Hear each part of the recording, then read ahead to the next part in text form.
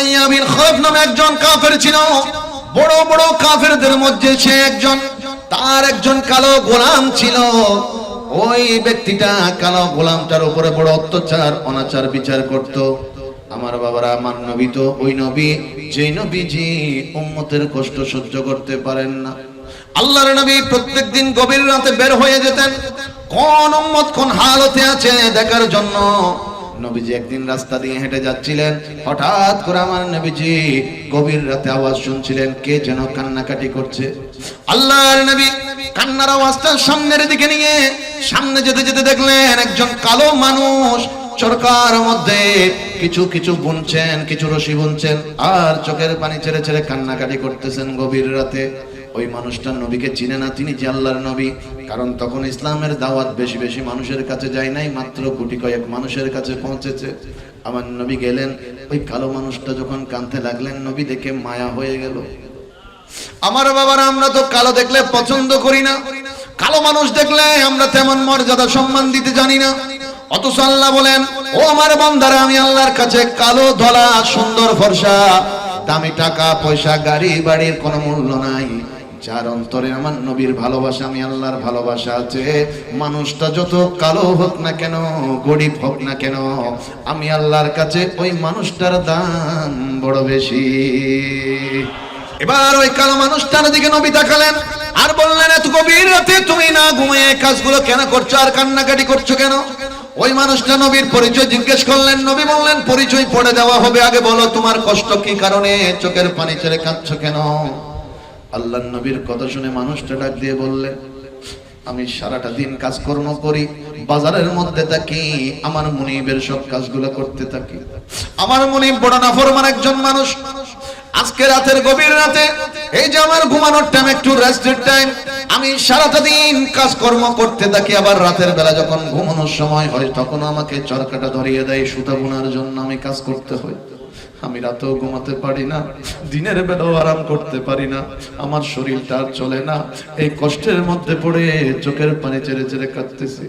আমার মদিনার নবী ওই মানুষকে বললেন, ও ভাই তুমি আরাম করো, ঘুমিয়ে পড়ো। ওই মানুষটা বললেন, আমি যদি ঘুমিয়ে পড়ি আমার মুনিব তো আমাকে কাজ যদি সকালবেলা কাজটা যদি কমপ্লিট না করি আমাকে তো মারবে, আঘাত করবে। আমার নবী ডাক দিয়ে বললেন, তোমার পক্ষ হয়ে রাতের কাজটা আমি করে দিব। আমি আপনি দেখছি সব মানুষ এসে করে দিয়েছে, নবীর বাগান সেজেছে, সব মানুষ এসে করেছে, লাইট মানুষে করেছে, লাইটিং মানুষে করেছে, স্পিকার মানুষে নিয়ে এসেছে, ভয়েস মানুষে করছে, ভয়েস মানুষে শুনছে, সব মানুষের দ্বারা, সব মানুষের দ্বারা ভিডিও মানুষে করছে, সব মানুষ কেন্দ্রিক হয়ে গেছে, সব মানুষে করছে। আসলে আশেক বলে, না না, এটা যদিও দুনিয়ার চোখে দেখা যায় নবীর বাগানটা মানুষে সাজিয়েছে, আসলে মানুষে সাজায় নাই। महबूब की महफिल को महबूब सजाते हैं, आते हैं वही जिनको सरकार बुलाते हैं। বলে আল্লাহর নবীর বাগানটা আমার নবী যেইভাবে চেয়েছেন, আল্লাহ পাক পাঁচখানের জমিনের আশিক রাসূলদেরকে দিয়ে ওইভাবে সাজিয়ে দিয়েছেন। শুধু তাই নয়, যারা নবীর বাগানে এসে বসে গিয়েছে আমার মদিনা ওয়ালা নবী তাদেরকে ডেকে ডেকে নিয়ে এসেছেন। বড় করে বলুন সুবহান। বলেন, আমার নবী আমাদেরকে ডেকে আনার ক্ষমতা আছে না নাই? আওয়াজ বড় হবে, আছে না নাই? নবীকে ক্ষমতা দেওয়ার মালিককে একটু বড় করে বলেন, মালিককে। আমরা এখানে দুনিয়ার কাউকে খুশি করতে বসি নাই, আল্লাহ এবং নবীকে খুশি করতে বসেছি। কথা বলেন ঠিক কিনা? সেজন্য আশেক বড় চমৎকার করে বলে, হৃদয়ের জানালাটা খুলে দাও না, হৃদয়ের জানালাটা খুলে দাও না, প্রভুর প্রেমে মন সাড়া দাও না, প্রভুর প্রেমে মন। সবাই মিলে একবার একসাথে মোহাব্বতে সবাই, হৃদয়ের খুলে দাও না, প্রভুর প্রেমে মন দাও না, প্রভুর প্রেমে মন। জবান খুলে একবার বলি মারহাবা। সালাতুনিয়া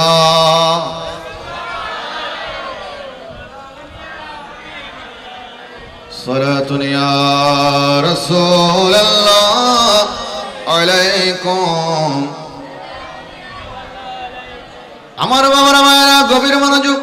আল্লাহ পাক রব্বুল আলামিন কোরআনুল কারীম ফুরকানুল হামিদের মধ্যে চমৎকার করে আল্লাহর নিয়ামত সম্পর্কে আমাকে আপনাকে জানিয়ে দিচ্ছেন।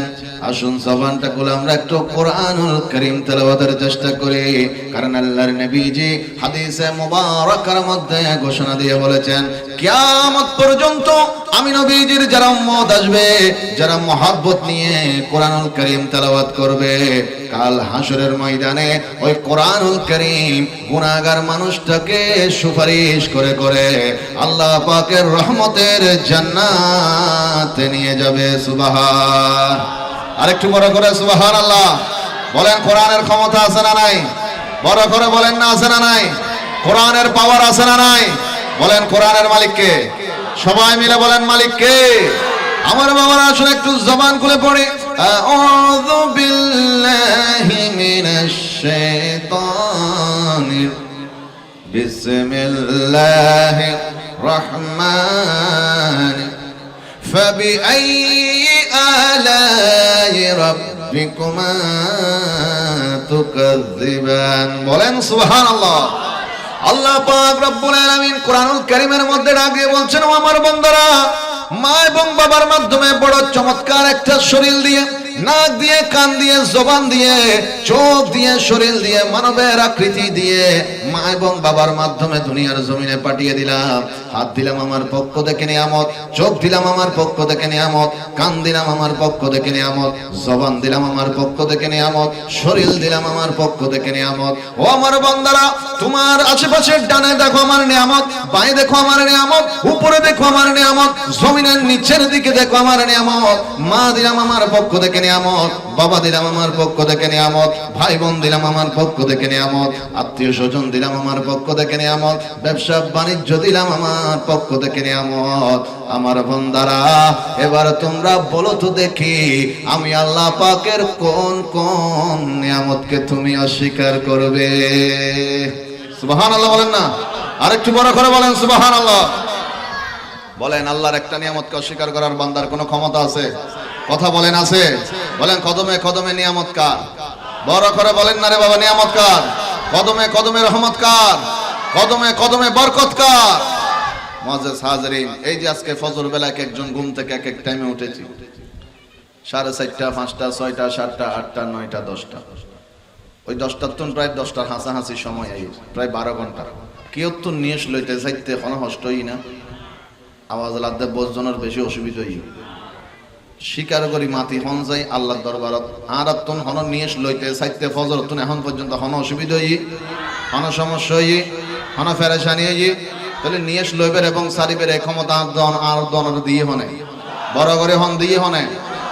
বাংলাদেশের দামি একখান হাসপাতাল জন, এবার কি আর অ্যাপোলো, ইউনাইটেড, যে দামি হাসপাতালগুলো আছে, পাওয়ারফুল কোন অক্সিজেন আপনাকে মৃত্যুর আগে যে অক্সিজেনটা দেওয়া হয়, এই পাওয়ারফুল অক্সিজেনটা নিতে যান, আপনাকে 24 ঘন্টায় কমপক্ষে লাখখানিক টাকা দিয়ে ফেলতে হবে।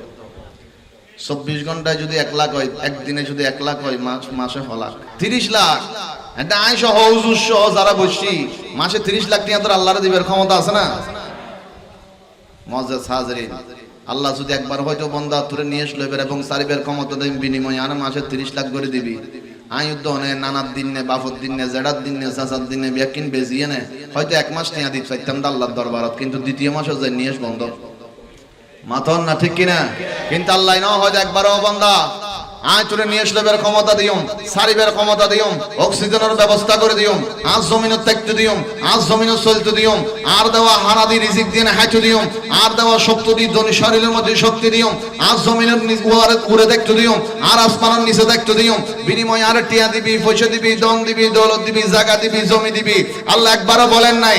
আল্লাহ বলছেন, ও বান্দারে, আমি আল্লাহ পাক নিয়ামতের সবকিছু তোর মধ্যে দান করে দিলাম, বিনিময়ে টাকা পয়সা চাই না, শুধু একটা জিনিস চাই, ওয়ামা খালাকতুল জিন্না ওয়াল ইনসা ইল্লা লিয়াবুদুন। তোকে যে দামি কপালটা দেওয়া হয়েছে রে বান্দা, ওই দামি কপালটাকে দৈনিক 5 বার আমি আল্লাহর কুদরতের কদমে নত করে দিবি। আমি আল্লাহ বান্দার কাছে এটাই চাচ্ছি। বড় করে বলুন সুবহান আল্লাহু আকবার, ইয়া রাসূলুল্লাহ। ইয়া গাউসুল আজম দস্তগীর। জবান খুলে একবার বলেন ইবাদত হবে কার? বাবারে আরো বড় করে আওয়াজ করে বলেন ইবাদত হবে কার? প্রশংসা হবে কার? গুণগান হবে কার? জিকির হবে কার? আল্লাহ আল্লাহ আল্লাহ হু লা ইলাহা হু আল্লাহ আল্লাহ লা ইলাহা ইয়া রহমানো ইয়া আল্লাহ ইয়া রহিমো ইয়া আল্লাহ আল্লাহ লা ইলাহা ও আল্লাহ আল্লাহ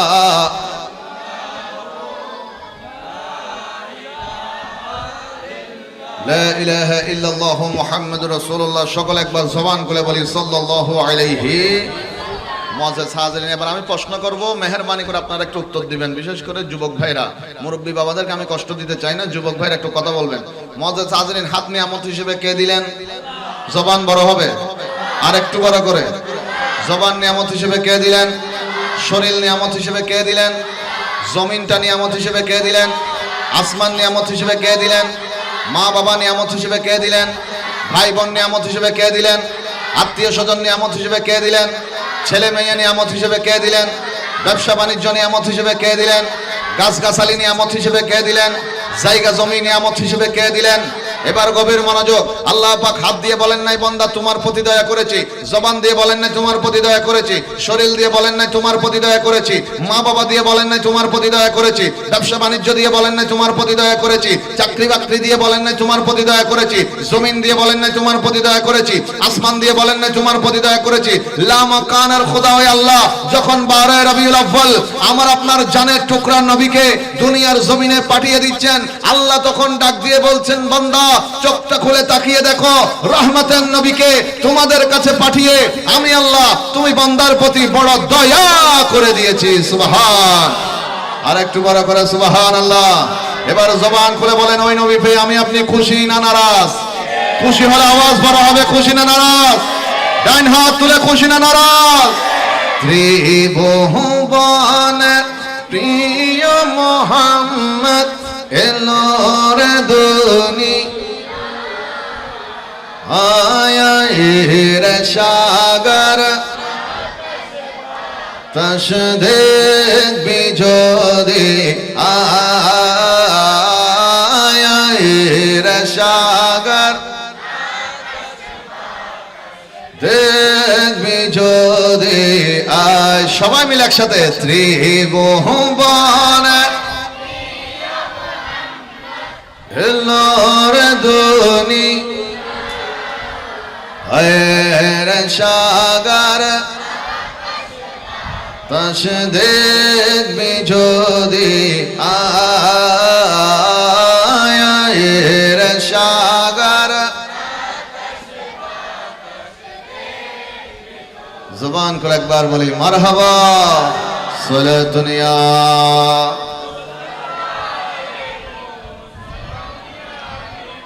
সালাতুনিয়া রাসূলুল্লাহ আলাইকুম সালামুনিয়া। মুআজ্জাজ হাজিরিন, আমরা যারা বসেছি আমরা আল্লাহর বান্দা, এতে কোনো সন্দেহ নাই। আমরা যখন এক বন্ধু আরেক বন্ধুকে নাম ধরে ডাক দেয়, বন্ধু একবার জবাব দেয়। ভাই যখন ভাইকে ডাক দেয়, একবার ডাক দিলে একবার জবাব দেয়। স্বামী যখন বিবিকে নাম ধরে ডাক দেয়, একবার ডাক দিলে একবার জবাব পাওয়া যায়। মুআজ্জাজ হাজিরিন, আমার নবীজি বলছেন ওই মালিককে মহাব্বতে একটা ডাক দাও। দুনিয়ার মানুষকে একবার ডাকলে একবার জবাব দেয়, আমার আল্লাহকে বান্দা ডাক দিবে একবার, ওই আল্লাহ পাক বান্দাকে জবাব দিবে 70 বার। সুবহানাল্লাহ। ওই মেহেরবানের বান্দা আমি আপনি। মুআজ্জাজ হাজিরিন, দুনিয়ার কোনো অফিসের মধ্যে যদি মানুষ চাকরি নেয়, এক সপ্তাহ যদি না যায়, ওই অফিস থেকে চাকরি আউট হয়ে যায়। অথচ রহমান আমাকে আপনাকে পাঠিয়েছেন তার ইবাদতের জন্য। এক সপ্তাহ হাজিরা দিলাম না মসজিদে, হয়তো এক সপ্তাহ পর গিয়ে শুক্রবার দুপুরবেলা 2 রাকাতের জন্য হাজিরা দিলাম। আল্লাহ চাইলে দরজাটা আমার আপনার জন্য বন্ধ করে দিতে পারতেন, আল্লাহ দেননি, বরং আল্লাহ বান্দাকে আরেকটা বার সুযোগ করে দিয়েছেন। সুবহানাল্লাহ। ওই মালিকের বান্দা শুধু নামাজ পড়লে ইবাদত নয়, শুধু জিকির করলে ইবাদত নয়, শুধুমাত্র যাকাত দিলে হজ করলে ইবাদত নয়, আল্লাহর মকবুল বান্দাদের স্মরণ করে বসা, এটাও আল্লাহর দরবারে ইবাদতের অন্তর্ভুক্ত। সুবহানাল্লাহ। মানুষের সাথে ভালো ব্যবহার করা, সুন্দর আচরণে কথা বলা, এটাও ইবাদতের অন্তর্ভুক্ত। সুবহানাল্লাহ। সুতরাং আমরা এমন একটা ধর্ম পেয়েছি যে ধর্মের মধ্যে চোখের পানি ছেড়ে দিতে পারলে গুনাহ মাফ হয়ে যায়। সুবহানাল্লাহ। যে ধর্মের মধ্যে চোখের পানি ছেড়ে আল্লাহর কাছে ক্ষমা চাইতে জানলে মাফ হয়ে যায়, নবী মুস্তাফার মতো মুস্কি হাসি দিতে জানলে সওয়াব হয়ে যায়। সুবহানাল্লাহ। মুআজ্জাজ হাজিরিন, এমন নিয়ামতের ধর্ম পেয়েছি। তো আমরা এত দামি হলাম কি কারণে? পৃথিবীতে অনেক নবী রাসূল এসেছেন, আদম আলাইহিস সালাম থেকে ঈসা আলাইহিস সালাম পর্যন্ত। প্রত্যেক নবী রাসূলের মধ্য থেকে আল্লাহর নবীকে শ্রেষ্ঠ বলেছেন, আবার নবীর উম্মত হওয়ার কারণে আমাকে আপনাকে শ্রেষ্ঠ বলেছেন। সুবহানাল্লাহ। তো যদি প্রশ্ন করা হয়, আল্লাহ এই মান সম্মান ইজ্জত আবরু এটা কি আমরা আমাদের চেহারার কারণে পেলাম? আল্লাহ বলে, না রে বান্দা, চেহারার কারণে নয়, রুজি রোজগারের কারণে বলে তাও নয়, জায়গা জমির কারণে তাও নয়, বিল্ডিং এর কারণে তাও নয়। তো আমরা এত দামি হলাম কোন কারণে? আল্লাহ বলে, বান্দারে নবীর মুস্তাফার দিকে দেখে তোমাদের দাম বাড়িয়ে দিয়েছে। এই উম্মত গুলো দামি হয়েছেন নবীর কারণে। তো যেই নবীর কারণে এত দামি হলাম, যেই নবীর কারণে এত নিয়ামত পেলাম, পৃথিবীর সবচাইতে দামি নিয়ামত হচ্ছে আমার নবী, দো জাহানের বাদশা নবী। তো ওই নবীকে পেয়ে খুশি না হলে কোন নবী পেয়ে খুশি হব? কথা বলেন ঠিক কিনা? যেই নবীর উম্মত হওয়ার জন্য বড় বড় নবী রাসূলরা দোয়া করেছেন, শুধু দোয়া করেছেন তাই না, চোখের পানি ছেড়ে কেঁদেছেন, কিন্তু আল্লাহ পাক না চাইতে আমাকে আপনাকে ওই নবীর উম্মত হিসেবে কবুল করেছেন। সুবহানাল্লাহ। একটু বড় করে বলেন। মুআজ্জাজ হাজিরিন, বলেন, নবীর মতো কোন নবী, আমার নবীর মতো কোন নবী, আমার রাসূলের মতো কোন রাসূল নাই। পৃথিবীতে আল্লাহ পাক রব্বুল আলামিন ওই নবীর উম্মত হিসেবে পাঠিয়েছেন। এই আজকের মাহফিলের দামটা কত বেশি, কত মর্যাদা আজকের এই মাহফিলের দাম, এটা আমি আপনি সর্বপ্রথম বুঝতে পারবো, স্বচক্ষে দেখতে পারবো ওই কবরের ভেতর। কবরে গিয়ে বুঝতে পারবো এই দামটা কত বেশি ছিল এই মাহফিলের। হাসর তার একটু পরে হবে কবরে, কিন্তু কবরে গিয়ে বুঝতে পারবো এই দামটা কত বেশি ছিল। 1 সেকেন্ড এখানে বসা, কারণ এখানে যতগুলি মানুষ আজকে বসে আছে, আমরা কোটি মানুষ এক জায়গার মধ্যে বসে থাকলেও মাহফিলের দাম কমবেও না, বাড়বেও না। মাহফিলটা এমনিতেই দামি, যেহেতু নবীর মাহফিল। তো আমরা এতগুলি মানুষ এসে বসার একমাত্র কারণ হচ্ছে নিজেকে দামি করা। কথা বলেন ঠিক কিনা? কারণ নবীর বাগানে এসে বসলে দাম কমে না, দাম কি হয়ে যায়? বেড়ে যায়। বলেন, দাম কি হয়ে যায়? আল্লাহ আমাদেরকে বোঝার তৌফিক দান করুক, আমিন বলেন। আর একটু বড় করে বলেন আমিন। কেন ওই নবীর বাগানে এতগুলি টাকা খরচ করে আপনারা প্রতি বছর করছেন? ওই নবী কি করেছে আপনার জন্য, আমার জন্য? কেন মানুষ ওই নবীর জন্য তো পাগল? কেন একটা নজর নবীর রওজা শরীফের সামনে গিয়ে গম্বুজ দেখার জন্য মানুষ এত পাগল? কেন চোখের পানি ছেড়ে ওই নবীর জন্য মানুষ কাঁদে? কেন নবী নবী করে মানুষ পাগল হয়ে যায়? কেন মানুষ সারা জীবনের সঞ্চয়টা এক জায়গায় রেখে একবার নবীর দরবারে যেতে চায়? ওই নবী কি করেছে আমার আপনার জন্য? ওই দো জাহানের বাদশা কি করেছে আমার আপনার জন্য? শাহেন সাহেবের আয়া মাওলা আলী শেরাহুদা বলছে, নবীজির ইন্তেকালের পরে নবীজিকে রওজা শরীফে যখন শোয়াইয়ে দেওয়া হলো, নবীজির ওসিয়ত ছিল, নবীর একটা চাদর মোবারক ছিল, যে কালারটা মেহরুন কালারের, যেটা নবীজি বদরের ময়দানের মধ্যে পেয়ে বেশি বেশি ব্যবহার করেছেন দুনিয়ার জমিনে। যে চাদর মা আয়েশা সিদ্দিকা মাথার উপর দিলে পৃথিবীর অন্য প্রান্তে বৃষ্টি হলে মা আয়েশা সিদ্দিকা ঘরে বসে দেখতে পারতেন। সুবহানাল্লাহ। এমন দামি আমার ওই রহমতের নবীর চাদর মোবারক। নবী বললেন, আমি দুনিয়ার থেকে যাওয়ার পর আমাকে শোয়ানোর আগে আমার চাদরটা তাজিমান বিছাইয়া দিবা। সাহাবায়ে কেরাম একবারও প্রশ্ন করে নাই, ইয়া রাসূলুল্লাহ, মানুষ দুনিয়ার থেকে চলে গেলে এইভাবে তো চাদর নিচে বিছানোর হুকুম নাই। একবারও প্রশ্ন করে নাই, কারণ হুকুম দেওয়ার মালিক আমার নবী, শরীয়তের মালিক আমার নবী। আমার জন্য আপনার জন্য শরীয়ত একরকম, নবীর জন্য ভিন্ন রকম। আল্লাহর নবীকে শোয়ানো হলো। মাওলা আলী বলছেন, হযরতে আব্বাস উঠে গেলেন। আমি আলী উঠার সময় হঠাৎ একটু করে খেয়াল করে দেখলাম রহমতের একটা বাতাস এসেছে। আমার নবীজির নূরানি কাফন মোবারক, মুখ মোবারক বরাবর সরে গেল। আমি আলী নজর দিয়ে দেখলাম আমার নবীজির টুক মোবারক দুইটা নড়াচড়া করতেছে। মাওলা আলী বললেন, আমি একটা চিৎকার মারলাম, এ আমার সাহাবী কেরাম ভাইয়েরা, আমার নবী ইন্তেকাল করে নাই, আমার নবী ইন্তেকাল করে না, আমার নবী জিন্দা, আমার নবী জিন্দা। সাহাবায়ে কেরাম বললেন, আলী শোনো না একটু, আমার নবী কি বলে। মাওলা আলী বলেন, আমার ডান কানটাকে আমি নবী মুস্তাফার নূরানি জুবান মোবারকের সঙ্গে লাগাইয়া দিই না। জায়গা জমির জন্য কাঁদি না, মান সম্মান ইজ্জতের জন্য কাঁদছি না, ফাতেমার জন্য কাঁদছি না, হাসান ও হুসাইনের জন্য কাঁদছি না। আল্লাহ, আমি রাসূল সাজদায় পড়ে অঝর নয়নে কাঁদছি আমার গুনাহগার উম্মতের জন্য। আল্লাহ ডাক দিয়ে বললেন, ইয়া রাসূলুল্লাহ বলেন না কি চান। বলে, সাউফা ইউতিকা রাব্বুকা ফাতারদা, যা চাইবেন তা দেওয়া হবে। যতক্ষণ খুশি হবেন না ততক্ষণ দেওয়া হবে, যতক্ষণ রাজি হবেন না ততক্ষণ দেওয়া হবে। ইয়া রাসূলুল্লাহ বলেন না আপনি কি চান। আমার দয়াল নবী ডাক দিয়ে বলে, ইয়া বারে ইলাহি, পৃথিবীতে নূহ আলাইহিস সালামের উম্মতরা এসেছিল, যেই উম্মতগণ রাতের বেলা গভীর রাতে খারাপ কাজ করলে ফজর বেলা কফালের মধ্যে উঠে গিয়েছে। আল্লাহ, আমার উম্মতগুলো পৃথিবীর সব নবীদের শেষে আসবে। আল্লাহ, আমার উম্মতগুলো হায়াত পাবে কম, গুনাহ করবে অনেক বেশি, বড় বড় গুনাহ করে ফেলবে। আল্লাহ, নূহ আলাইহিস সালামের উম্মতের মতো আমার উম্মতের কপালে যদি এইভাবে লিখে দেওয়া হয়, আমার উম্মতগুলো ঘরের থেকে বাইরে যেতে পারবে না। আমার উম্মতকে মানুষ দেখলে লজ্জা দিবে, আমার উম্মতকে মানুষ দেখলে শরম দিবে। আল্লাহ, উম্মত যদি লজ্জিত হয়, আমি রাসূল তো খুশি হতে পারবো না। আল্লাহ বললেন, ইয়া রাসূলুল্লাহ কি করলে খুশি হবেন বলেন না, দেওয়া হবে। নবী মুস্তাফা কাঁদতে কাঁদতে ডাক দিয়ে বললেন, ইয়া বারে ইলাহি, আমার উম্মতগুলো গুনাহ করবে, তবে সঙ্গে সঙ্গে আযাব দিয়ে দেওয়া যাবে না। আল্লাহ, গজব দিয়ে ধ্বংস করা যাবে না, উম্মতের কপালে উঠাইয়া দেওয়া যাবে না। আমার উম্মতগুলোকে তওবার সুযোগ দিতে হবে, তওবার সময় দিতে হবে। রহমান ডাক দিয়ে বললেন, ইয়া রাসূলুল্লাহ দিলাম সময় উম্মতকে, দিলাম সুযোগ উম্মতকে। নবী মুস্তাফা ডাক দিয়ে বললেন, আল্লাহ কয়দিন সময় পাবে, কয়দিন সুযোগ পাবে। আল্লাহ এবার ডাক দিয়ে বললেন, ইয়া রাসূলুল্লাহ আপনার উম্মতগুলো 70 বছর হায়াত পেয়েছে, কখনো তওবা করে নাই, মওতের বিছানায় শুয়ে পড়েছে, মালাকুল মউত আজরাইল আসার টাইম হয়ে গেছে। ওই মুহূর্তে যদি আপনার উম্মতটা মওতের বিছানায় শুয়ে একটা বার ডাক দিয়ে বলে, আল্লাহ আমি তোমার আখিরি নবীর উম্মত, আল্লাহ আমি তোমার দো জাহানের বাদশা নবীর উম্মত, অনেক গুনাহ করে ফেলেছি, নবীর খাতিরে ক্ষমা করে দাও, নবীর উসিলায় maaf করে দাও। আমার আল্লাহ বলছে, ইয়া রাসূলুল্লাহ ওই মওতের বিছানায়ও যদি আপনার উম্মত ক্ষমা চায়, আপনি নবীর খাতিরে ওই উম্মতকে আমি আল্লাহ ওইখানে maaf করে দিব। সুবহান।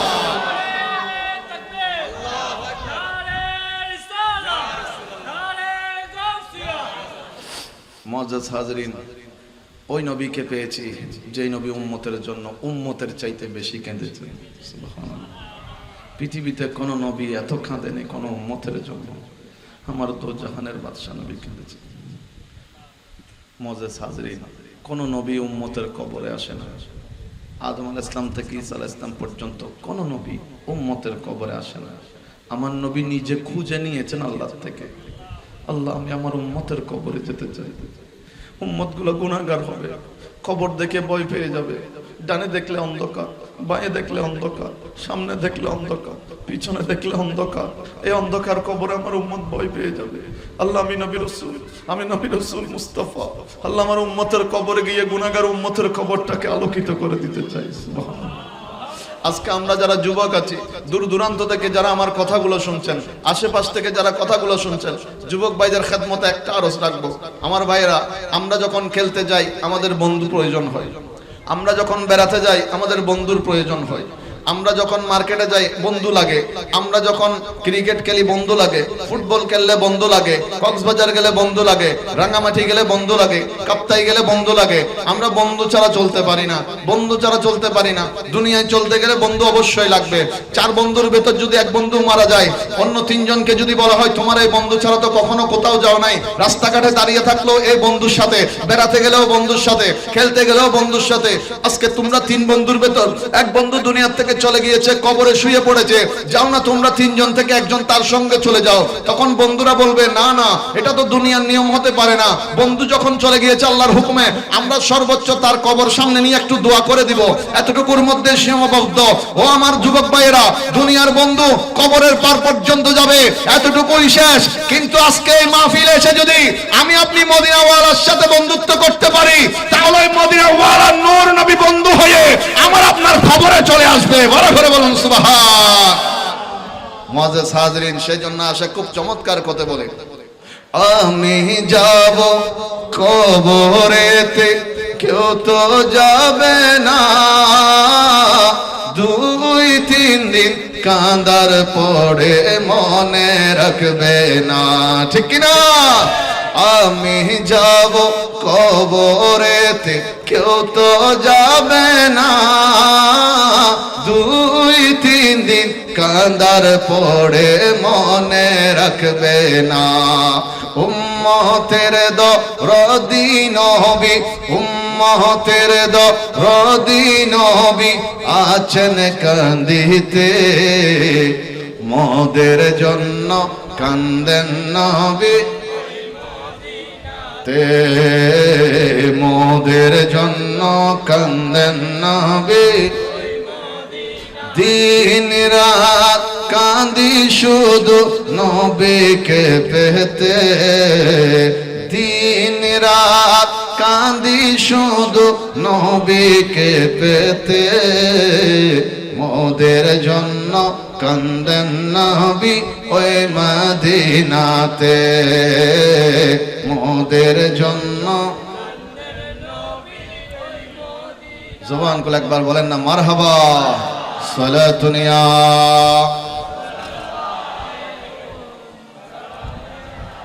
সালাতুনিয়া রাসূলুল্লাহ আলাইকুম। আমার বাবারা ভাইরা দেখেন, আমার ভাইরা বলেছেন সাহাবায়ে কেরামের মহব্বত নবীর প্রতি কেমন ছিল। আমার নবীকে তো শুধু মানুষরা মহব্বত করেনি, আমার নবী তো ওই নবী যেই নবীকে বন জঙ্গলের বাঘ হরিণে পর্যন্ত মহব্বত করেছেন। কথা বলেন ঠিক কিনা? আল্লাহর নবী যখন মসজিদ নববী শরীফ তৈরি করলেন, আল্লাহর নবী মসজিদ নববী শরীফ প্রথম দিক দিয়ে যখন তৈরি হলো, সাহাবায়ে কেরামের সংখ্যা কম, মুসলমানদের সংখ্যা কম, টাকা পয়সা কম, ধন দৌলত কম। আল্লাহর নবী খুতবা দেওয়ার জন্য একটা মিম্বার তৈরি করা হলো। যে মিম্বরটা ছিল মরা একটা খেজুর গাছ দিয়ে তৈরি। আল্লাহর নবীজি যে খেজুর গাছটাকে পিছনের মধ্যে পিঠ মোবারক লাগিয়ে দিয়ে নবীজি খুতবা দিতেন, আল্লাহর নবী খুতবা দেওয়ার কারণে মরা একটা খেজুর গাছের নাম দেওয়া হলো উস্তুনে খান্নানা। সুবহান। আমার বাবারা গভীর মনোযোগ। আমাদের দেশের মধ্যে যদি কোনো খেজুর গাছ মরা যায়, কোনো তাল গাছ মরে যায়, আমরা পুকুরের মধ্যে ঘাট বানাইয়া দিই। আল্লাহর নবীর পিঠ মুবারকের পিছনে একটা মরা খেজুর গাছ বসিয়ে দেওয়া হলো, যেটার পিছনে নবীজি হেলান দিয়ে খুতবা দিতেন, আলোচনা করতেন।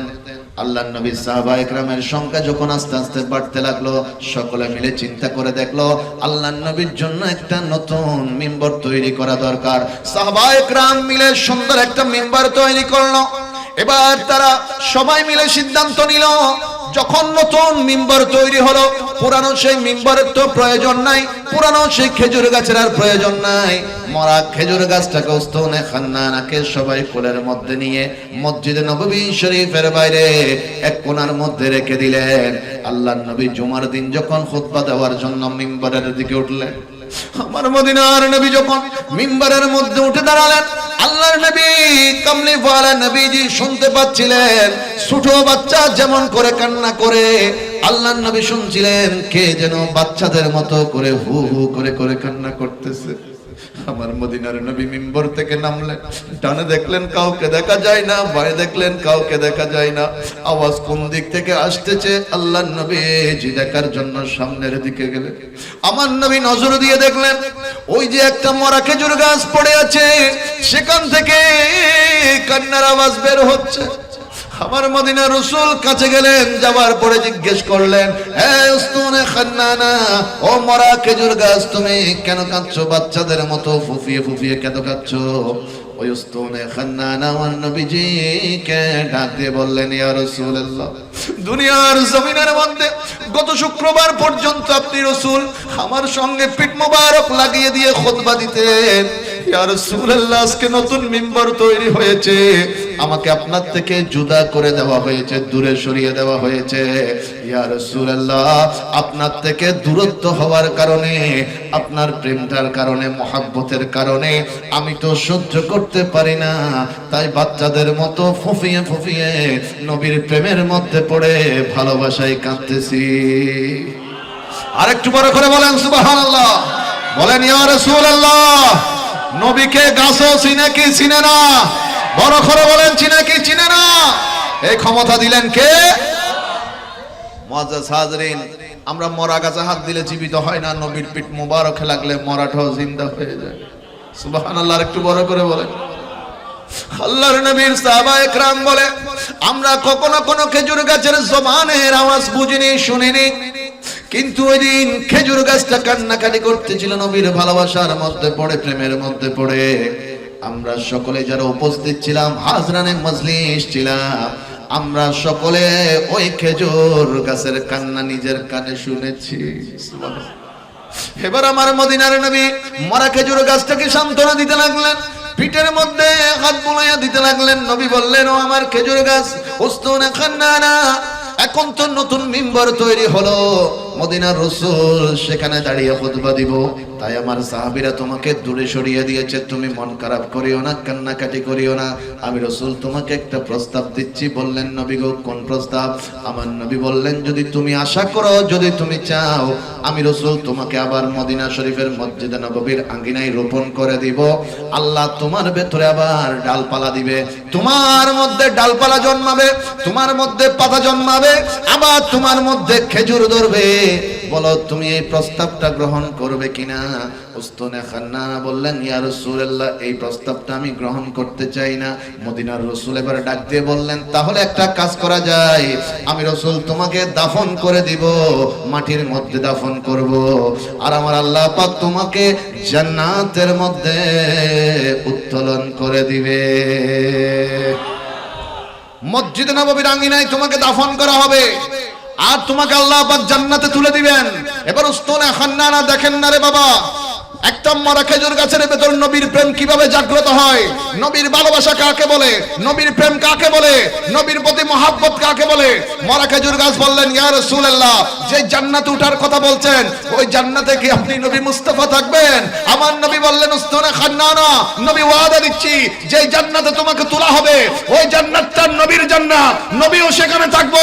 শুধু তাই নয়, নবীর প্রেমের কারণে ওই জান্নাতে তোমার মধ্যে ফলাদি আসবে, ফল আসবে, খেজুর ধরবে, আর আমি নবী মুস্তাফা তোমার থেকে খেজুর নিয়ে নিয়ে ওই জান্নাতের ভেতরে আমার আশিকদেরকে বন্টন করব। বড় করে বলুন সুবহান।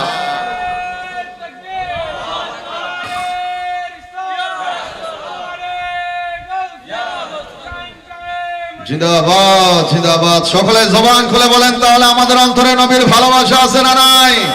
আওয়াজ বড় হবে, আছে না নাই? আল্লাহ কবুল করুক, আমিন বলেন। আরো বড় করে বলেন, আমিন। তোমার প্রেমের গো রাসূল নাই যে তুলনা, নাই যে তুলনা গো রাসূল, নাই যে তুলনা। তোমার প্রেমের গো রাসূল নাই যে তুলনা, নাই যে তুলনা গো রাসূল, নাই যে তুলনা। তোমার প্রেমে জিন্দা হইল উস্তুনে খান্নানা, ইয়া রাসূলুল্লাহ, আমি তোমার প্রেমের ভিখারি, ইয়া রাসূলুল্লাহ, ইয়া হাবিবাল্লাহ, আমি তোমার প্রেমের ভিখারি। বলেন মারহাবা। সালাতুন ইয়া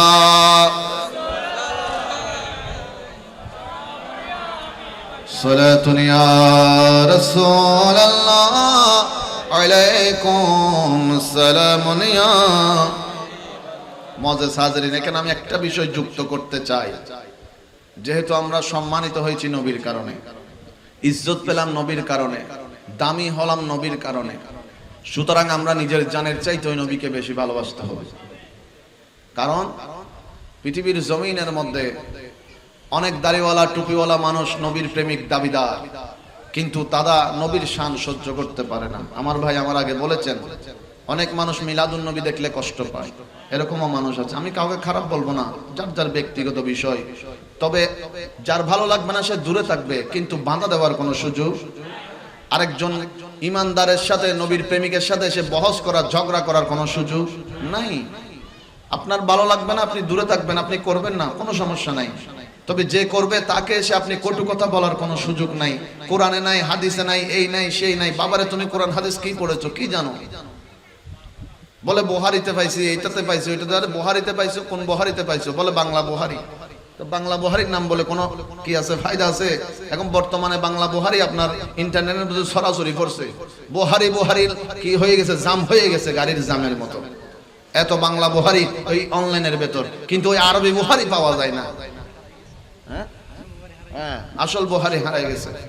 তবে আমি একটা কথা আপনাদের খেদমতে রাখতে চাই। তো তারা যেটা কথা বলে, প্রথম কথা হচ্ছে নবী যেদিন এসেছেন নবী সেদিন চলে গিয়েছেন। তো নবী আসলে যদি খুশি হয় তো নবী যাওয়ার কারণে দুঃখিত হয় না কেন? সুন্নিরা এদিন জুলুস করে, সুন্নিরা এদিন মাহফিল করে, সুন্নিরা এদিন বিরিয়ানি খায়, সুন্নিরা এদিন শরবত খায়, সুন্নিরা এদিন এটা খায় ওইটা খায়, সবগুলার দোষ এক জায়গায়। আমি বলি রে বাবা, সুন্নিদের মনের ভেতর একবার উকি দিয়ে দেখো, সুন্নিরা ওই নবীকে শুধু জিন্দা নবী মেনেছে, কখনোই মরা মানে নাই। সেজন্য সুন্নিরা নবীর আগমনে খুশি হয়েছে, নবী যাওয়াতে কোনো কষ্ট নাই।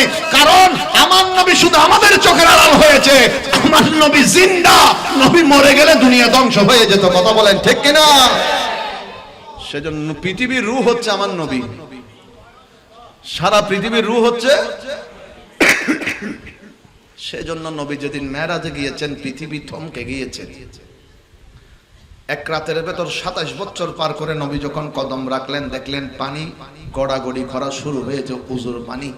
নবী জিজ্ঞেস করলেন, জিব্রাইল, পানি যে মাত্র গড়াগড়ি শুরু করছে, এটা তো 27 বছর আগে উজু করেছিলাম তখন হয়েছিল। জিব্রাইল বললেন, ইয়া রাসূলুল্লাহ, আপনি তো পৃথিবীর রূহ, আপনি পৃথিবীর বাইরে যাওয়ার সাথে সাথে পৃথিবী থমকে গিয়েছে। সুবহানাল্লাহ। সেই জন্য আমরা মানুষরা অক্সিজেন নিয়ে গাছ থেকে।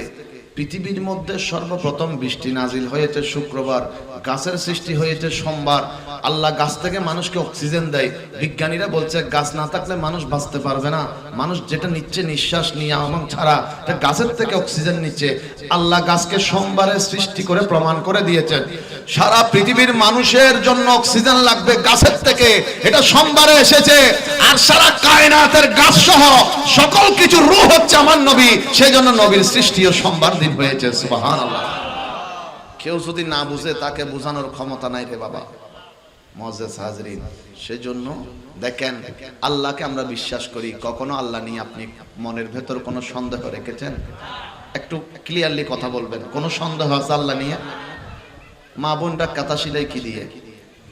ওইজতে হন নবাদে কি দি বজন নছিলেন আল্লাহ। ওই হটজোর ফুড়ে দিলে হত্যার্য উঁচুর বিশেষযোগ্য ছিদ্র আছে, বড় না ছোট? এত ছোট আন মতো গুজুর যদি হয় কান মোড়া মেকে সুতো ঢুক হইতো গাম বাইরে যাবে, অভ্যেস না দিই।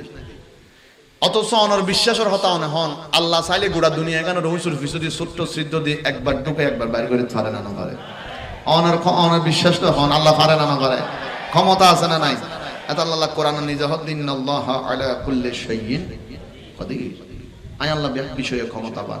তাহলে বুঝিলাম আল্লাহ লয় আর মনত হন সন্দেহ হতাকান বুঝছো নাই, ক্লিয়ার করে দিই। আল্লাহ লয় মনের ভিতর হন সন্দেহ। এবার আসেন কোরআন, এই কিতাবের ভিতর কোন সন্দেহ আছে? যালিকাল কিতাবু লা রাইবা ফীহি হুদাল লিল। এমন এক কিতাব দিয়েছি বান্দা, যে কিতাবের ভিতর কোনো সন্দেহ। মানুষ যদি বাংলাদেশে কোনো দেশের মধ্যে কোনো একটা ছোট্ট কিতাব লিখে পিছনের পৃষ্ঠায় লেখে, ভুল ত্রুটি হলে ক্ষমা সুন্দর দৃষ্টিতে দেখবেন। আল্লাহ বলে এমন একটা কিতাব পাঠিয়েছি যেটার পিছনে এমন কোনো লেখা নাই, কারণ এমন কিতাব দিয়েছি যে কিতাবে 1400 বছর পার হয়ে গেছে, কোনো ভুল ধরার ক্ষমতা নাই। তাহলে বলেন কিতাবটা কার? এবার তাহলে আল্লাহর কিতাব, সেজন্য সেটা নিয়ে মনের ভেতর কোনো সন্দেহ। এবার আসেন, দুইজন ফেরেশতা হাজত আছে না নাই? নাম কি? কিরামান হন না?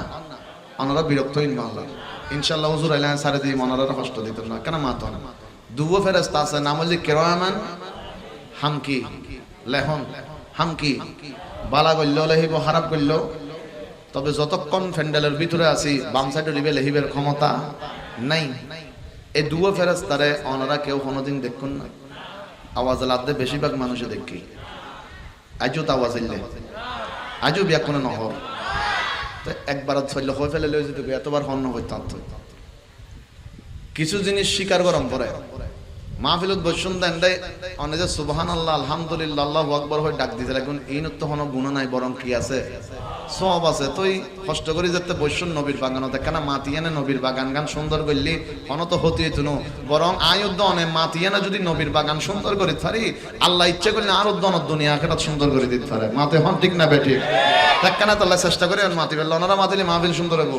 মুআজ্জাজ হাজরিন, দুও ফেরেশতা আছে হনদিন দেখানো হয় সাক্ষাৎ নয় হতাপাত্রা নয় এদের তো 3টা বাজে শরতুন বিয়ে হয় আবের সময় রাস্তা দিককে যেতে লাগুন দেয় গভীর রাতে কারণ গেই 3টা বাজে আন্ধার মতো যদি ইউন মধ্যে অন্যরা ডানমিকের ফেরেস্তা যদি হাঁদো তাত্তি হয় ওটা কেন আসোস অবস্থা কান কি হবে দুধ দিয়ে না ভরে বোতল ডুবুক দিব না দিব হবো মাথার হনে বুঝে ফেলনি হবো না হইব দুয়া ফেরেস্তা হাঁদো আছে অন হয় তাহলে কিন্তু বিশ্বাস করন অথচ হন ওজন নাই হতাবাত্রা নাই যোগাযোগ নাই কিছুই বলতে কিছুই নাই তারপরে হয়তো কিন্তু আছে কিয়া হতজিন আল্লাহর দেওয়া ফেরেশতা আল্লাহর দেওয়া ক্ষমতা লয় বই দেখি দেয় হন ওজন ছাড়া বই দেখি দেয় ওজন ছাড়া লিখিত পারে দেয় ব্যাকিন আল্লাহর দেওয়া ক্ষমতা তাহলে আল্লাহকে নিয়ে সন্দেহ নাই ফেরেশতা নিয়ে সন্দেহ নাই কোরআন নিয়ে সন্দেহ নাই তো নবীও তো আল্লাহর নবী নবীও তো আল্লাহর রাসূল তো ওই নবীকে নিয়ে মনে কেমনে সন্দেহ করে যদি সত্যিকার অর্থে নবীর প্রেমিক হয় মনে সন্দেহ রাখা নবীকে নিয়ে যাবে না আলা হযরত বলছেন তুমি সত্যিকার অর্থে নবীর মহব্বতকারী হলে নবীর প্রেমিক হলে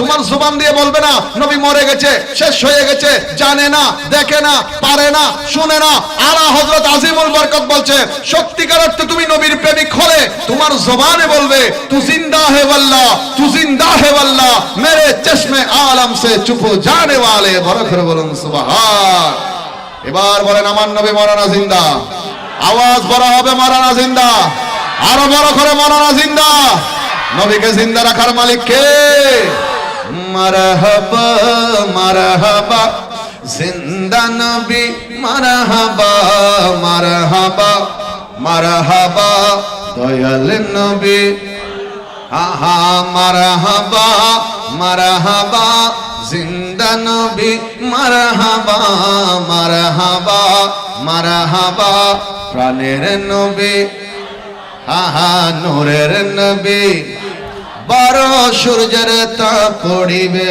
হাসরের দিনে আপনি বিনে আমাদের কে ছায়া দিবে কে ঠিক না উম্মতেরি কান্ডারি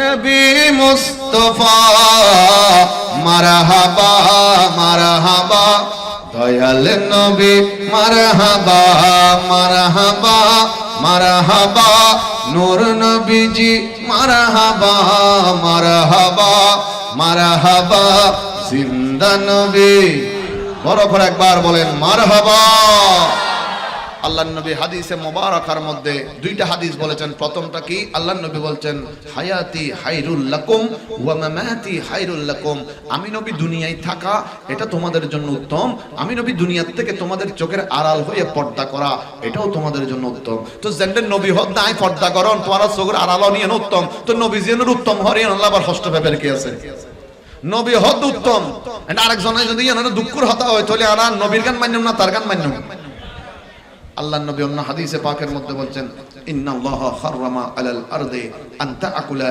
আজসাদাল আনবিয়া ফানাবিয়ুল্লাহি হাইয়ুন ইউরযাকু নবী বলছেন আদম আলাইহিস সালাম থেকে আমি রাসূল পর্যন্ত যত নবী রাসূল দুনিয়ায় এসেছে প্রত্যেক নবী রাসূল আপন আপন রওজা শরীফের মধ্যে জিন্দা জিন্দা নয় ইউরযাকু আল্লাহর পক্ষ থেকে তাদেরকে রিজিক দেওয়া হয় তো যেখানে নবীর হাদিস বলছেন নবীগণ জিন্দা সেখানে 2 টাকার মৌলবী যদি নবীকে মরা বলে আমরা কি মৌলবীর কথা মানবো না নবীর কথা মানবো সুতরাং মনে এগুলা নিয়ে কোনো সন্দেহ রাখার সুযোগ মনটাকে একেবারে ক্লিন রাখবেন নবীর বেলায় নবীকে নূর নবী মেনে কবরে যাবেন ইনশাআল্লাহ আল্লাহর কসম আপনার কবর অন্ধকার হবে না নবী আসলে মাত্র কবর আলোকিত হয়ে যাবে সেজন্য যাদের থেকে মন চায় কবর আলোকিত করতে তারা নবীকে নূর নবী বিশ্বাস করে কবরে যাবেন আল্লাহ কি নবীকে নূর বানায় পাঠানোর ক্ষমতা নাই নাই আল্লাহ থেকে ক্ষমতা নাই তো এগুলো নিয়ে এত বাড়াবাড়ির কি আছে মুআজ্জাজ হাজরিন আমি কাউকে ছোট করা আমার উদ্দেশ্য নয় আপনাদের ঈমানটাকে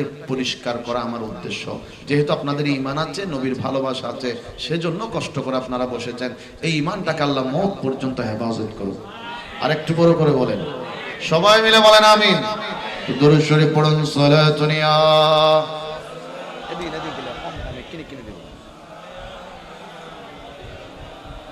সালাতুন ইয়া রাসূলুল্লাহ এবার আসেন দেখেন মহব্বতের নমুনা কেমন মুআজ্জাজ হাজরিন নবীজির কাছে আয়াত আসলো আল্লাহ বললেন ইয়া রাসূলুল্লাহ উম্মতকে বলেন তারা যেন একে অন্যের হক আদায় করে কারণ বান্দা যখন কারো হক নষ্ট করে আল্লাহ ইচ্ছা করেও ক্ষমা করেন না যতক্ষণ ওই বান্দা ক্ষমা করবে না। তো নবীজি ওয়াইজ করছিলেন, আলোচনা করছেন, হঠাৎ সাহাবায়ে কেরামদেরকে আমার নবী বললেন, ওয়া সাহাবায়ে কেরাম তোমরা কি আই নবীত্বন হন হক পাইবে না? সাহাবায়ে কেরাম ব্যাকুল হতে ইয়া রাসূলুল্লাহ হন দিন তারা নতুন হক না পাইও, যেহেতু অনেক নবী আই এনে আরারে হক শিখাইউন দেয়। সুবহানাল্লাহ, আপনি নবী তো আমাদেরকে হক শিখিয়েছেন, সুতরাং আপনার থেকে কেমনে হক পাবো? ওগো নবী, আমরা কেউ আপনার থেকে হক পাবো না। হঠাৎ করে একজন সাহাবী দাঁড়িয়ে গেলেন, যার নাম হযরতে উসাইদ রাদিয়াল্লাহু তাআলা। তিনি ডাক দিয়ে নবীকে বলছেন, হুজুর আমি আপনার কাছে একটা হক পাবো। সুবহান। নবী বলছেন, উসাইদ কোন হকটা পাবে? সাহাবায়ে কেরাম বড় বড় চোখ করে তাকিয়ে আছেন, হাই হাই উসাইদ কি কথা বলছো? নবীর কাছে কেমনে হক পাবে? নবী তো ইনসাফকারী, হক আদায়কারী, হক শিখানেওয়ালা, আমাদেরকে তো হক নবী শিখিয়েছেন, কেমনে তুমি নবীর থেকে পাবে? উনি কারো কথায় কান দিলেন না, দাঁড়িয়ে রইলেন। আমার নবী সুযোগ দিলেন কথা বলার। সুবহানাল্লাহ। রাসূল বললেন, বলো কোন হকটা পাবে? বললেন, ইয়া রাসূলুল্লাহ আপনার কি মনে আছে আমরা খন্দকের ময়দানে একটা নালা খনন করেছিলাম? এই নালাটা খনন করার পিছনে কারণ ছিল কাফেররা যে বারবার যে যুদ্ধের জন্য আসতেছে প্রস্তুতি নিয়ে, ওই আরবে মদিনা শরীফে ঢোকার রাস্তার যেই মোটামুটি এরিয়াটা ছিল, ওইখানে একটা নালা যদি খনন করে দিয়ে পানি ভরাট করে দেওয়া যায়, আরবের মানুষ তো সাঁতার পারে না, তারা ঘোড়া নিয়ে ওট নিয়ে আর পানি ক্রস করে মদিনা শরীফে ঢুকতে পারবে না। সেজন্য সালমান ফারসি রাদিয়াল্লাহু তাআলা আনহুর পরামর্শ ক্রমে নবীজি এই কাজটা করেছিলেন। তো ওই সাহাবী বললেন, হুজুর দুর্ভিক্ষের সময় ছিল, গরমের সময় ছিল, আপনি একটা কাতার সোজা করছিলেন, আমি উসাইদ কাতার থেকে একটু পিছনে সরে গিয়েছিলাম, আপনার হাতের মধ্যে একটা খেজুরের চিকন ডাল ছিল, সেটা দিয়ে আপনি আস্তে আস্তে করে আমি পিছন থেকে সামনে কাতার সোজা হওয়ার জন্য আমার পিঠের মধ্যে আস্তে আস্তে দুইটা বাড়ি দিয়েছেন, ওই হকটা আমি আপনি রাসূলের কাছে পাবো। শরীয়তের ফয়সালা লিফ মাইরুর বদলা হযরত ওমর তলবার টান দিয়ে দাঁড়িয়ে গেলেন, উসাইদ কি বলেছো তুমি? তার মানে তুমি কি আমার নবীর পিঠ মোবারকে আঘাত করবে? আমার নবী উসাইদকে সামনে রেখে হযরত ওমরকে শান্ত করলেন, ওমর একটু অপেক্ষা করো। মঞ্জারটা কত সুন্দর দেখেন, মহাব্বত কাকে বলে, প্রেম, নবীর ইশক সাহাবায়ে কেরামের মনের ভেতরে কেমন ছিল এটা শিখাতে যাচ্ছি মুআজ্জাজ হাজরিন। আল্লাহর নবী ডাক দিয়ে বললেন, বেলাল কোথায়? বেলাল দাঁড়ালেন, বেলাল যাও মসজিদ নববীর বাইরে খেজুর গাছ আছে, সেখান থেকে একটা ঢাল ভেঙে নিয়ে আসো। হযরত বেলাল গেলেন, ঢালটা আনার সময় ওনার হাত কাঁপতে শুরু করলো, হায় হায় উসাইদ কোন আমার নবীকে সত্যি সত্যি কোন আঘাত করে ফেলে কিনা। হযরত বেলালের হাত কাঁপছে, নবীর কাছে আসলেন, আমার নবী ওই ডালটাকে, খেজুরের চিকন ঢালটাকে হাতের মধ্যে নিয়ে উসাইদকে দিলেন, উসাইদ যাও পিছনে যাও, নবী যেভাবে তোমাকে মেরেছিলাম নবীকে ওইভাবে দুইটা আঘাত তুমি করো, আর তোমার হক তুমি বুঝে নাও। উসাইদ হাতের মধ্যে নিয়ে পিছনে গেলেন, যাওয়ার পরে বললেন, ইয়া রাসূলুল্লাহ গরমকাল ছিল, বড় বেশি গরম ছিল, আমাদের শরীরে কোনো জামা কাপড় রাখতে পারি নাই, হুজুর কাজ করার সময় আমার শরীরে কোনো চাদর ছিল না, আপনি আমার সরাসরি পিঠের মধ্যে মেরেছিলেন, এখন তো আমি দেখছি আপনার নূরানি শরীর মোবারকে একটা চাদর পেঁচিয়ে আছেন, হুজুর তাহলে যদি হক আদায় করতে চাই আপনার চাদর মোবারকটা সরাতে হবে। এই কথা বলতে দেরি দয়াল নবী রাহমাতুল লিল আলামিন নূরানি চাদর মোবারক টান দিয়ে নিয়ে ফেললেন, খালি গায়ে হয়ে গেলেন, বললেন উসাইদ এবার মারো, যাও পিছনে যাও। উসাইদ পিছনে গেলেন, যাওয়ার পরে খেজুরের ডালটা জমিনের মধ্যে ফেলে দিলেন, দুই হাতে এইভাবে মুস্তাফার পিঠ মোবারকে লাগিয়ে ঠোঁট দিয়ে চুমু দেওয়া শুরু করে দিলেন। আল্লাহর নবী বলছে, উসাইদ গিয়েছিলেন মারার জন্য, এখন চুমু কেন দিচ্ছ? উসাইদ বললেন, ইয়া রাসূলুল্লাহ আল্লাহর কসম আপনি নবীকে কখনো খালি গায়ে দেখার সুযোগ পাই না, আজকে একটা সুযোগ এসেছে, সেটা কাজে লাগিয়ে নিজের জবানটা আপনার পিঠে লাগিয়ে আমি আমার জবানকে দামি বানাইয়া দিলাম। সুবহান। এটাই হচ্ছে আমার নবীর প্রতি সাহাবায়ে কেরামের ভালোবাসা। সুবহানাল্লাহ বলেন, আরো বড় করে বলেন না সুবহানাল্লাহ। ইয়া নবী ইয়া নবী ইয়া নবী ইয়া নবী ইয়া নবী ইয়া নবী ইয়া নবী सबसे औला हो हमारा नबी, सबसे बाला हो आला हमारा नबी। সবাই মিলে ইয়া নবী ইয়া নবী ইয়া নবী ইয়া নবী ইয়া নবী ইয়া নবী জবান খুলে বলেন মারহাবা সালাতুন ইয়া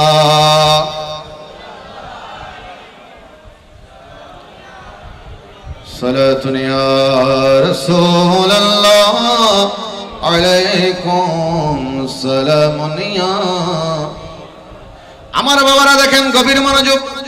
উমাইয়া বিন খালফ নামে একজন কাফের ছিল, বড় বড় কাফেরদের মধ্যে সে একজন। তার একজন কালো গোলাম ছিল। ওই ব্যক্তিটা কালো গোলামটার উপরে বড় অত্যাচার অনাচার বিচার করত। আমার বাবারা, আমার নবী তো ওই নবী যেই নবীজি উম্মতের কষ্ট সহ্য করতে পারেন না। আল্লাহর নবী প্রত্যেকদিন গভীর রাতে বের হয়ে যেতেন কোন উম্মত কোন হালতে আছে দেখার জন্য। আমাদের দেশের মধ্যে যেমন গরু রাখার একটা গোয়াল ঘর থাকে, ছাগল রাখার কিছু ঘর থাকে, আরবের জমিনের মধ্যে ওট রাখার ঘর আছে, আবার ছাগল রাখারও ঘর আছে। নবীজি একদিন রাস্তা দিয়ে হেঁটে যাচ্ছিলেন, হঠাৎ করে আমার নবীজি গভীর রাতে আওয়াজ শুনছিলেন, কে যেন কান্নাকাটি করছে। আল্লাহর নবী কান্নার আওয়াজটা সামনের দিকে নিয়ে সামনে যেতে যেতে দেখলেন একজন কালো মানুষ চরকার মধ্যে কিছু কিছু বুনছেন, কিছু রশি বুনছেন, আর চোখের পানি ছেড়ে ছেড়ে কান্নাকাটি করতেছেন গভীর রাতে। ওই মানুষটা নবীকে চিনে না, তিনি যে আল্লাহর নবী। কারণ তখন ইসলামের দাওয়াত বেশি বেশি মানুষের কাছে যায় নাই, মাত্র কোটি কয়েক মানুষের কাছে পৌঁছেছে। আমার নবী গেলেন, ওই কালো মানুষটা যখন কাঁদতে লাগলেন, নবী দেখে মায়া হয়ে গেল। আমার বাবারা, আমরা তো কালো দেখলে পছন্দ করি না, কালো মানুষ দেখলে আমরা তেমন মর্যাদা সম্মান দিতে জানি না। অথচ আল্লাহ বলেন, ও আমার বান্দারা, আমি আল্লাহর কাছে কালো ধলা সুন্দর ফর্সা, দামি টাকা পয়সা গাড়ি বাড়ির কোনো মূল্য নাই। যার অন্তরে আমার নবীর ভালোবাসা, আমি আল্লাহর ভালোবাসা আছে, মানুষটা যত কালো হোক না কেন, গরিব হোক না কেন, আমি আল্লাহর কাছে ওই মানুষটার দাম বড় বেশি। আরো বড় করে বলেন সুবহানাল্লাহ। আমার বাবারা দেখেন গভীর মনোযোগ। এবার ওই কালো মানুষটার দিকে নবী তাকালেন আর বললেন, এত গভীর রাতে তুমি না ঘুমিয়ে কাজগুলো কেন করছো আর কান্নাকাটি করছো কেন? ওই মানুষটা নবীর পরিচয় জিজ্ঞেস করলেন। নবী বললেন, পরিচয় পড়ে দেওয়া হবে, আগে বলো তোমার কষ্ট কি কারণে, চোখের পানি ছেড়ে কাঁদছো কেন? আল্লাহর নবীর কথা শুনে মানুষটা ডাক দিয়ে বললেন, আমি সারাটা দিন কাজকর্ম করি, বাজারের মধ্যে থাকি, আমার মুনিবের সব কাজগুলো করতে থাকি। আমার মুনিব বড় নাফরমান একজন মানুষ। আজকে রাতের গভীর রাতে এই যে আমার ঘুমানোর টাইম, একটু রেস্টের টাইম, আমি সারাটা দিন কাজকর্ম করতে থাকি, আবার রাতের বেলা যখন ঘুমানোর সময় হয় তখন আমাকে চরকাটা ধরিয়ে দেয়, সুতা বোনার জন্য আমি কাজ করতে হয়। আমি রাতেও ঘুমাতে পারি না, দিনের বেলাও আরাম করতে পারি না, আমার শরীরটা আর চলে না। এই কষ্টের মধ্যে পড়ে চোখের পানি ছেড়ে ছেড়ে কাঁদতেছি। আমার মদিনার নবী ওই মানুষকে বললেন, ও ভাই তুমি আরাম করো, ঘুমিয়ে পড়ো। ও মানুষটা বললেন, আমি যদি ঘুমিয়ে পড়ি আমার মুনিব তো আমাকে কাজ, যদি সকালবেলা কাজটা যদি কমপ্লিট না করি আমাকে তো মারবে, আঘাত করবে। আমার নবী ডাক দিয়ে বললেন, তোমার পক্ষ হয়ে রাতের কাজটা আমি করে দিব। আরো বড় করে বলেন। আল্লাহর নবীকে মানুষটা এখনো চিনে নাই, পরিচয় জানে না। নবীজি বললেন, তোমার কাজটা আমি করে দিব, সারা রাতের সব কাজ আমি করে দিব, তুমি ঘুমাও, আরাম করো। এবার এইভাবে প্রত্যেক দিন রাতের বেলা আমার নবীজি আসতেন, মানুষটার কান্নার চোখের পানি মুছে দিতেন, আর নবীজি তার পক্ষ হয়ে গভীর রাতে কাজগুলো করতেন। এইভাবে যখন কিছুদিন সময় পার হয়ে গেল, হঠাৎ একদিন ওই কালো মানুষটা আমার নবীজিকে বললেন, আপনার তো নাম প্রশ্ন কিচ্ছু জানি না, পরিচয় জানি না, তবে যেহেতু আপনার সঙ্গে আমার একটা মহাব্বতের সম্পর্ক এতদিনে হয়েছে, আপনি যেহেতু প্রত্যেক দিন রাতে আমার কাজগুলো করেন, আমাকে বড় মহাব্বত করেন, ভালোবাসেন, আমিও আপনাকে বড় মহাব্বত করে ভালোবাসি। আমি আজকে রাতে আপনাকে একটা কথা বলবো যাতে আপনি সাবধান হতে পারেন।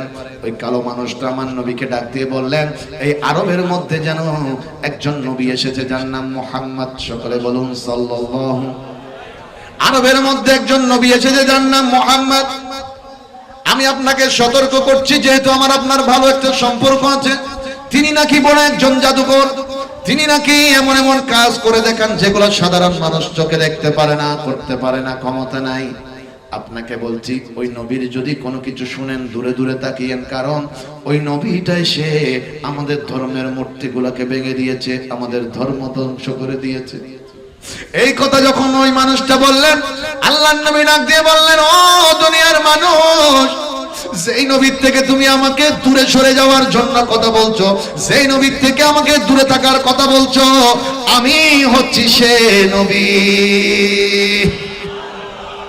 এই কথা বলতে দেরি কারো মানুষ অবাক নয়নে তাকিয়ে আছেন। ও আল্লাহর নবী, চিনতে পারি নাই, বুঝতে পারি নাই। আমি মনে মনে বলছিলাম, এত চমৎকার হৃদয়ের একজন অধিকারী ব্যক্তি কি করে আমার প্রত্যেক দিনের কাজ করে। আমি কাফেরদের জমানে আপনার নামে অনেকগুলো কথা শুনেছি, মনে মনে কিন্তু আপনাকে দেখার অনেক ইচ্ছা ছিল, যদিও আপনার সঙ্গে দেখা হয় নাই, সাক্ষাৎ হয় নাই। তবে আজকে যখন আপনাকে দেখলাম, এতদিন পর্যন্ত আমার সাথে সম্পর্ক না থাকার কারণেও আমার কাজগুলোকে আপনি করে করে দিয়েছেন। উম্মতের প্রতি আপনার এত ভালোবাসা দেখলাম, আজকে আমি আর দূরে থাকতে চাই না, আপনার কদম ধরে পড়ে দিলাম, লা ইলাহা ইল্লাল্লাহু মুহাম্মাদুর। বাবা, কলমার আওয়াজটা বড় করে পড়েন, গুনাহগুলো মাফ হয়ে যাবে। সবাই মিলে জবান খুলে একবার, লা ইল্লাল্লাহু মুহাম্মাদুর সাল্লাল্লাহু আলাইহি ওয়াসাল্লাম। সালাতুন ইয়া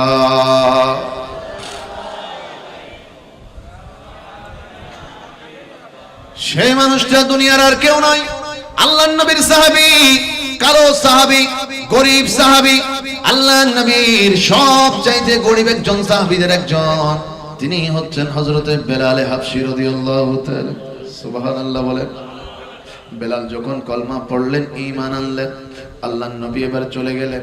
পরের দিন হঠাৎ করে একদিন বেলালের যিনি মুনিব ছিল উমাইয়া বিন খালদ, সে আমার নবীর নাম ধরে ধরে গালাগালি করছিল। বেলালের সহ্য হয় নাই। অথচ বেলাল যে এতদিন ঈমান এনেছে, কলমা পড়েছে, সে কিন্তু হযরতে বেলাল রাদিয়াল্লাহু তাআলা আনহু প্রকাশ করে নাই, যেহেতু তখন প্রাথমিক যুগ ছিল। কাফেরদের সংখ্যা বেশি ছিল, ক্ষমতা বেশি ছিল, দাপট বেশি ছিল। মুসলমানরা চুপি চুপি নামাজ পড়েছে, মুসলমানদের ঈমানের কথা তেমন প্রকাশ প্রচার হয়নি। হযরতে বেলাল যখন একদিন শুনলেন তার মুনিব উমাইয়া বিন খালদ আমার নবীর নাম মোবারক ধরে ধরে গালাগালি করছে, বেলাল সহ্য করতে পারে নাই। হযরতে বেলাল মুনিবের সামনে গিয়ে ডাক দিয়ে বললেন, খবরদার খবরদার খবরদার, আমার দো জাহানের বাদশা নবীর শানে আরেকবার যদি জবান খুলে কোনো বেয়াদবি হয়, আমার হাত থেকে তোমাকে কেউ বাঁচাতে পারবে না। সুবহানাল্লাহ। আরেকটু বড় করে বলেন না। আমার বাবার আরবের জমিনের মধ্যে গোলামিয়তের প্রথা ছিল। গোলাম মানে গোলামের জানের মালিক পর্যন্ত তার মুনিব। গোলামের কোনো নিজস্ব স্বাধীনতা নাই, মুনিব যা বলে তা করতে হবে।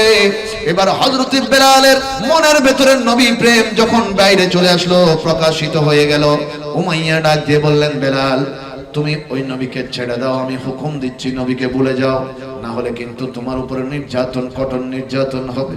বেলাল ডাক দিয়ে বললেন, উমাইয়া আমি দুনিয়ার সব কিছু ছাড়তে রাজি, কিন্তু আমি মদিনার রাসূলকে ছাড়তে পারবো না। উমাইয়া আমি সব ছেড়ে দিব, নবী ছাড়বো না। উমাইয়া বলে, বেলাল তোমার উপর অনেক বড় নির্যাতন অপেক্ষা করছে, তোমার কষ্ট হবে বলে দিলাম। বেলাল বললে, দুনিয়ার সব কষ্ট আমার হোক, আমার কোনো আপত্তি নাই, তারপর আমি নূরের নবীজির কদম মোবারক ধরেছি, সেটা ছাড়বো না। এবার দুপুর বেলা যখন হয়ে গেল, হযরতে বেলালকে উত্তপ্ত মরুভূমির মধ্যে গরম গরম বালির উপরে শোয়া দেওয়া হলো। আমার বাবারা, যখন বালির উপরে রোদ পড়ে গরম হয়, মানুষ কিন্তু পা রাখতে পারে না, ঠিক কিনা? এমন গরম গরম বালির উপরে হযরতে বেলালকে জোর করে ধরে শোয়া দেওয়া হলো। দুই হাত, দুই পা দুই দিকে টানে দেওয়া হলো। বিশাল বড় একটা গরম পাথর এনে হযরতে বেলালের বুকের উপরে তুলে দেওয়া হলো। উমাইয়া ডাকতে বললেন, বেলাল এখনো পর্যন্ত সময় দিলাম, তাড়াতাড়ি বল, নবী ভুলে যাবি, নবী ছেড়ে দিবি। বেলাল বললেন, এখনো তো দুনিয়ার একটা গরম পাথর শুধু বুকের উপরে তুলে দিয়েছো, সারা আরবের জমিনের সব চাইতে বড় পাহাড়টা যদি আমি বেলালের বুকের উপরে তুলে দাও, আল্লাহর কসম করে বলি, তারপরেও আমি বেলাল একবারের জন্য আমার দো জাহানের বাদশা নবীকে ভুলবো না। আরেকটু বড় করে বলেন না সুবহানাল্লাহ, বলেন ইয়া রাসূলুল্লাহ। উমাইয়া দেখতে লাগলেন বেলালকে যত নির্যাতন দেওয়া হয় বেলাল আরো বেশি নবী নবী করতে শুরু করেছে। এবার হযরত বেলাল রাদিয়াল্লাহু তাআলা আনহু দুইটা হাত গাছের সঙ্গে বাঁধা হলো, দুই পা বাঁধা হলো। এবার হাতের ভিতরে পেরেক ঢুকিয়ে দেওয়া হচ্ছে, গাছের সঙ্গে বেঁধে দেওয়া হচ্ছে। হযরত বেলালকে বলা হচ্ছে, বেলাল এক হাতে পেরেক মেরেছি, এখন অন্য হাতটা বাকি আছে, সময় দিলাম, তাড়াতাড়ি বলো তুমি আল্লাহকে ছেড়ে দিবে, আল্লাহকে ভুলে যাবে, নবী ভুলে যাবে, নবীর নাম মুখে নিবে না। হযরত বেলাল বললেন, ও দুনিয়ার উমাইয়া, ও কাফের উমাইয়া, সারা পৃথিবীর জমিনের মধ্যে আমি বেলাল হাবশিকে যদি টুকরা টুকরা টুকরা টুকরা করে নদীর মধ্যে ভাসিয়ে দেওয়া হয়, আমি বেলালের প্রত্যেকটা রক্তের ফোঁটার থেকে আমার আল্লাহ এবং নবীজির কলেমার আওয়াজ বের হবে। বেলাল বলল, আমি আমার আল্লাহ এবং নবীকে বলবো না, আল্লাহ এবং নবীকে ছাড়বো না। এবার উমাইয়া গেলেন আবু জাহেলের কাছে। আবু জাহেল, তুমি তো বড় বিচক্ষণ একজন মানুষ, আমার ঘরের মধ্যে যে গোলামটা ছিল সে শুধু নবী নবী করে, নবী ছাড়া কিচ্ছু বুঝে না, তার মুখে শুধু নবী নবী নবী নবী করে। ও আবু জাহেল, তুমি আমাকে একটা পরামর্শ দাও, কোন কাজটা করলে সে আর নবীর নাম মুখে নিতে পারবে না? অনেক তো কষ্ট দিলাম, কিন্তু যত কষ্ট দিই বেলালের ঈমানটা তত বেশি মজবুত হয়। আওয়াজটা একটু বড় করেন না রে বাবা। হযরতে বেলাল হাবশির ব্যাপারে যখন আবু জাহেলের কাছে গেল, আবু জাহেল এবারে ডাক দিল, ও উমাইয়া, একটা কাজ করো, বেলাল যে মুখটা দিয়ে বেশি বেশি নবীর কথা বলে, আল্লাহর কথা বলে, নবীর জিকির করে, ওই জিহ্বাটাকে টান দিয়ে বের করে আগুন দিয়ে পুড়িয়ে দাও। নবীর নামটা আর নিতে পারবে না, আল্লাহ নামটা আর নিবে না, হয়তো ভয়ে হইলেও ভুলে যাবে। হযরতে বেলালকে যখন বাধা হলো, আবু জাহেল সহ উপস্থিত, হযরতে বেলাল রাদিয়াল্লাহু তাআলা নূর জিহ্বা মোবারকটাকে টান দিয়ে বের করা হলো। জোর করে জিহ্বা বের করে আগুনের জ্বলন্ত কয়লা হযরতে বেলালের জিহ্বার উপরে দিয়ে দেওয়া হলো। আমার উমাইয়া বললেন, বেলাল তাড়াতাড়ি বলো, এখনো জিহ্বা থেকে ওই জিনিসটা নিয়ে ফেলবো, বলো নবীর নাম আর মুখে নিবে না, আল্লাহর নাম মুখে নিবে না। বেলাল ডাক দিয়ে বলেন, শুধু দুনিয়ার একটা জিহ্বা কেন, এরকম হাজার জিহ্বা যদি পুড়ে দেওয়া হয়, আমি বেলালের জিহ্বা থেকে, মুখ থেকে আমার আল্লাহ এবং নবীজির নাম মোবারক কখনো যাবে না। বড় করে সুবহানাল্লাহ, ইয়া রাসূলুল্লাহ। হযরতে বেলালের জিহ্বাটা পুড়িয়ে দেওয়া হলো। আমার বাবারা, এবার হযরতে আবু বকর সিদ্দিক রাদিয়াল্লাহু তাআলা আনহুর কানের মধ্যে খবর গেল বেলালের উপর নির্যাতন হচ্ছে, অত্যাচার হচ্ছে, নবীর প্রেমের কারণে, ভালোবাসার কারণে হযরতে বেলালের উপর উপর্যুপরি নির্যাতন হচ্ছে, যেগুলো সাধারণ মানুষ সহ্য করতে পারে না। হযরতে আবু বকর সিদ্দিক রাদিয়াল্লাহু তাআলা আনহু শোনার পরে সহ্য করতে পারে নাই, নবীর দরবারে গেলেন, অনুমতি নিলেন, ইয়া রাসূলুল্লাহ, আপনার বেলালকে আমি মুক্ত করতে চাই।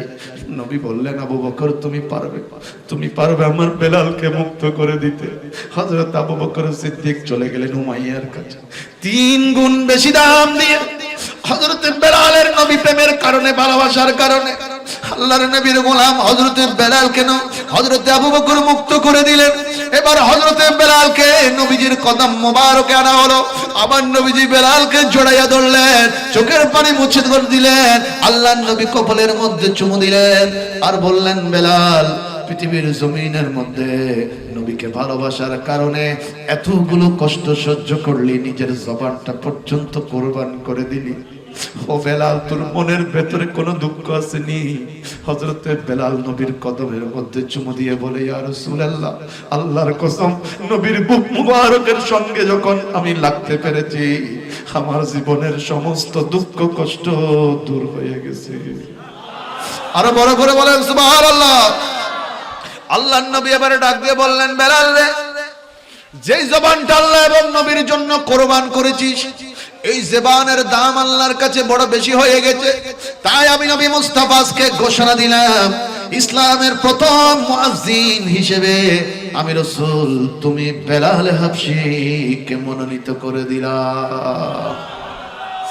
আমার বাবারা, নবীর প্রেম যার অন্তরের ভেতরে থাকে, নবীর ভালোবাসা যার অন্তরে থাকে, মানুষটা যত গরিব হোক, রিকশাওয়ালা হোক, ঠেলা গাড়িওয়ালা হোক, দিনমজুর হোক, রাস্তার মুসি হোক, কোনো আপত্তি নাই। তার কর্ম কি, তার কর্ম কি, সে কি করে সেটার কোনো গুরুত্ব নাই।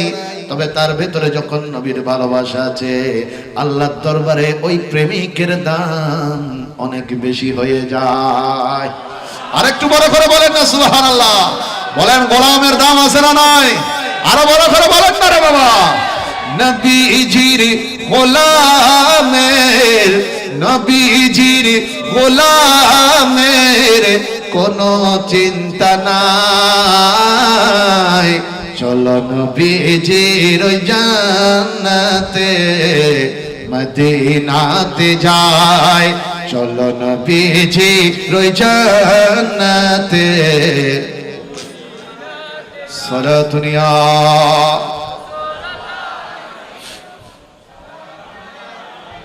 সালাতুন ইয়া রাসূলুল্লাহ আলাইকুম।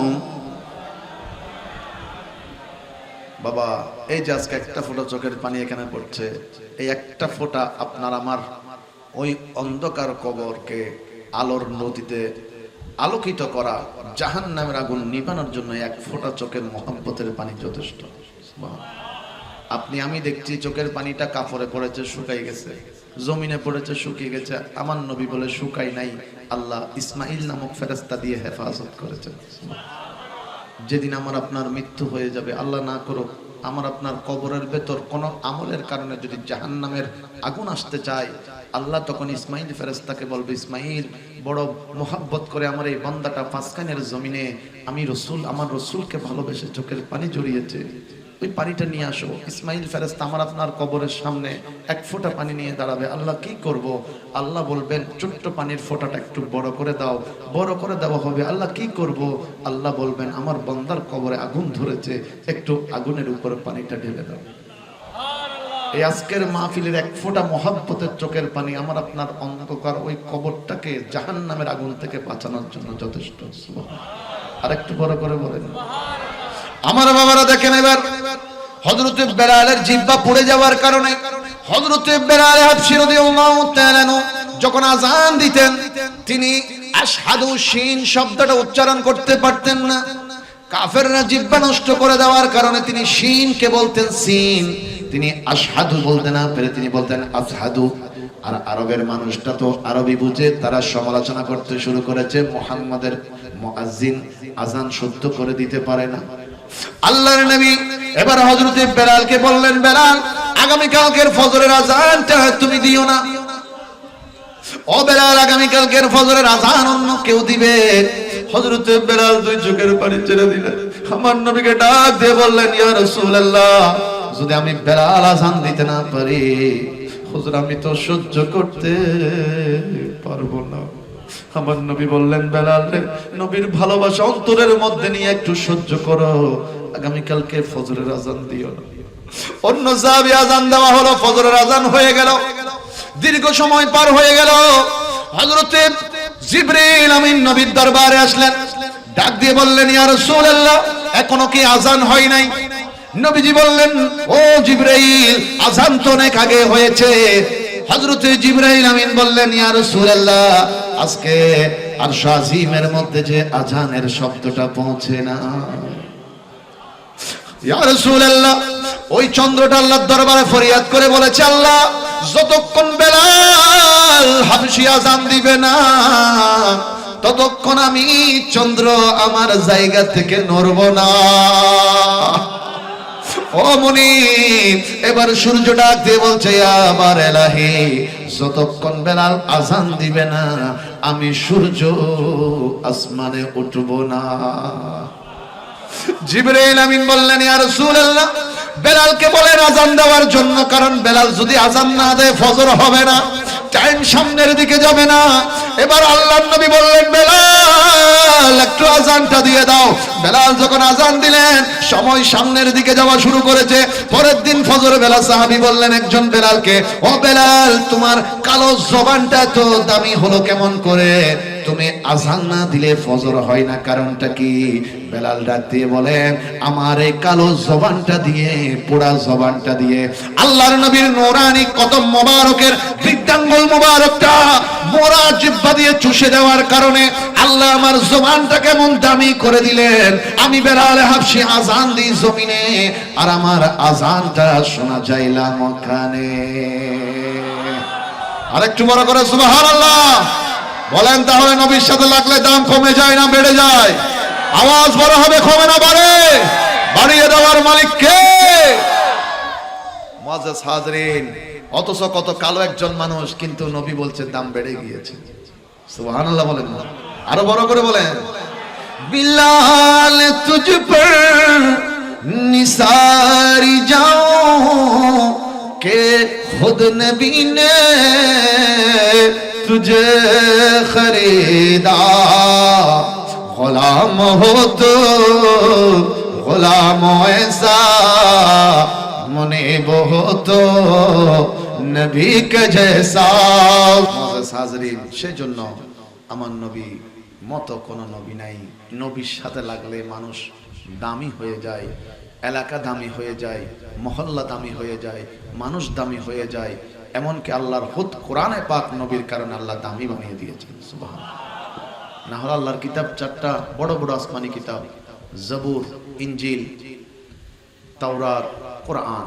চারটার ভেতর আমি প্রশ্ন করলে আপনি এক বাক্যে বলবেন কোরআন সেরা, অথচ চারটা কিতাব আল্লাহ, চারটা কিতাবের মালিক একজন। তো একজন আল্লাহর কিতাব থেকে আল্লাহর কিতাব কেমনে সেরা হয়? আল্লাহ বলেন দুনিয়ার জমিনে সব কিতাবগুলোর মর্যাদা এক, যেহেতু মালিক আমি একজন, পাঠানে ওয়ালা আমি একজন, হুকুমগুলো আমি একজনের। তবে নবীর কারণে, নবীর কাছে যাওয়ার কারণে কোরআনটা একটু বেশি দামি হয়ে গেছে।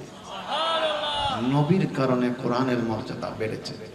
মুআজ্জাজ হাজরিন, তাহলে বুঝেন এবার ওই নবীর দাম কত বেশি। তো আমরা আশেকরা এমন নবী পেয়ে মিলাদ না করলে কোন নবীর মিলাদ হবে? কথা বলেন ঠিক কিনা? আমার বাবারা এবার দেখেন, আমি এটা বারবার বুঝাতে যাচ্ছি, নবীর ভালোবাসা যার অন্তরে আছে সেই মানুষটার দাম বেড়ে যায়। এবার আমার নবী কামলিওয়ালা নবী বিদায়ে হজ আগে আগে যখন মক্কা শরীফকে আল্লাহর হারায়ে কাবাকে মুক্ত করলেন, 360টা মূর্তি বের করে দেওয়া হলো। মক্কা বিজয় যে আল্লাহ কোরআন কারীমের মধ্যে ঘোষণা দিয়েছেন, আল্লাহর নবীকে ইন্না ফাতাহনা লাকা ফাতহাম মুবিনা বলেছেন, প্রকাশ্য বিজয় নবীকে দান করেছেন, কোন রক্তপাতহীন বিজয় দান করেছেন। আল্লাহর নবী হানায়ে কাবা থেকে যখন মূর্তিগুলোকে বের করে দিলেন, আমার নবী বললেন বেলাল কোথায়? হযরতে বেলাল কাছে আসলেন। আমার নবী বললেন দীর্ঘদিন পরে আমি আমার মাতৃভূমিতে এসেছি, মক্কা শরীফকে আজাদ করেছি, মুক্ত করেছি, আল্লাহর ঘর হানায়ে কাবার ভেতর থেকে মুক্তি বের করেছি।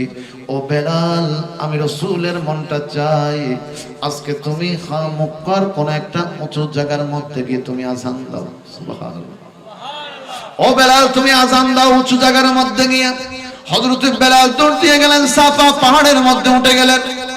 আল্লাহু আকবার, আল্লাহু আকবার ডাক দিলেন। আল্লাহর নবী বললেন বেলাল, জায়গাটা পছন্দ হয় নাই, আর একটু উঁচু জায়গার মধ্যে যাও। বেলাল আযান বন্ধ করে দিলেন, অন্য জায়গার মধ্যে চলে গেলেন। সাফা পাহাড় থেকে মারওয়ার মধ্যে চলে গেলেন। আযানের ধ্বনির জন্য আল্লাহু আকবার বলে ডাক দিলেন। নবী বললেন বেলাল রে, জায়গাটা পছন্দ হচ্ছে না, আর একটু উঁচুতে চলে যাও। হযরতে বেলাল হাবশী জবলে আবু কুবাইসের মধ্যে গিয়ে উঠে গেলেন। আল্লাহু আকবার বলে ডাক দিলেন। নবী বললেন বেলাল, জায়গাটাও তো পছন্দ হচ্ছে না। বেলাল এবার ডাক দিয়ে বলেন, ও মদিনার নবী, তিনটা পাহাড়ের উপরে গিয়ে উঠে গেলাম, আপনার একটা জায়গাও পছন্দ হলো না। এবার আপনি নিজেই বলেন কোন জায়গা থেকে আযান দিলে আপনি নবী খুশি হবেন? আল্লাহর নবী হানায়ে কাবার দিকে আঙ্গুল দিয়ে বলেন বেলাল রে, ওই যে দেখো আল্লাহর ঘর হানায়ে কাবা, যে কাবার মতো উঁচু কোনো আর কিচ্ছু নাই। ও বেলাল, আমি রাসূলের মনটা চাই, তুমি ওই হানায়ে কাবার ছাদের উপরে উঠে আযান দিয়ে দাও। সেখানে শুধু মুসলমানরা, ইমানদার সাহাবায়ে কেরাম উপস্থিত ছিলেন না, সেখানে কাফেররাও উপস্থিত ছিলেন। নবী যখন বললেন হযরতে বেলালকে, বেলাল আল্লাহর ঘরে ছাদে উঠে আজান দাও, নবী খুশি হব। সবাই বড় বড় চোখ করে তাকিয়ে আছেন, হাই হাই নবী মুস্তাফা এটা কি বললেন?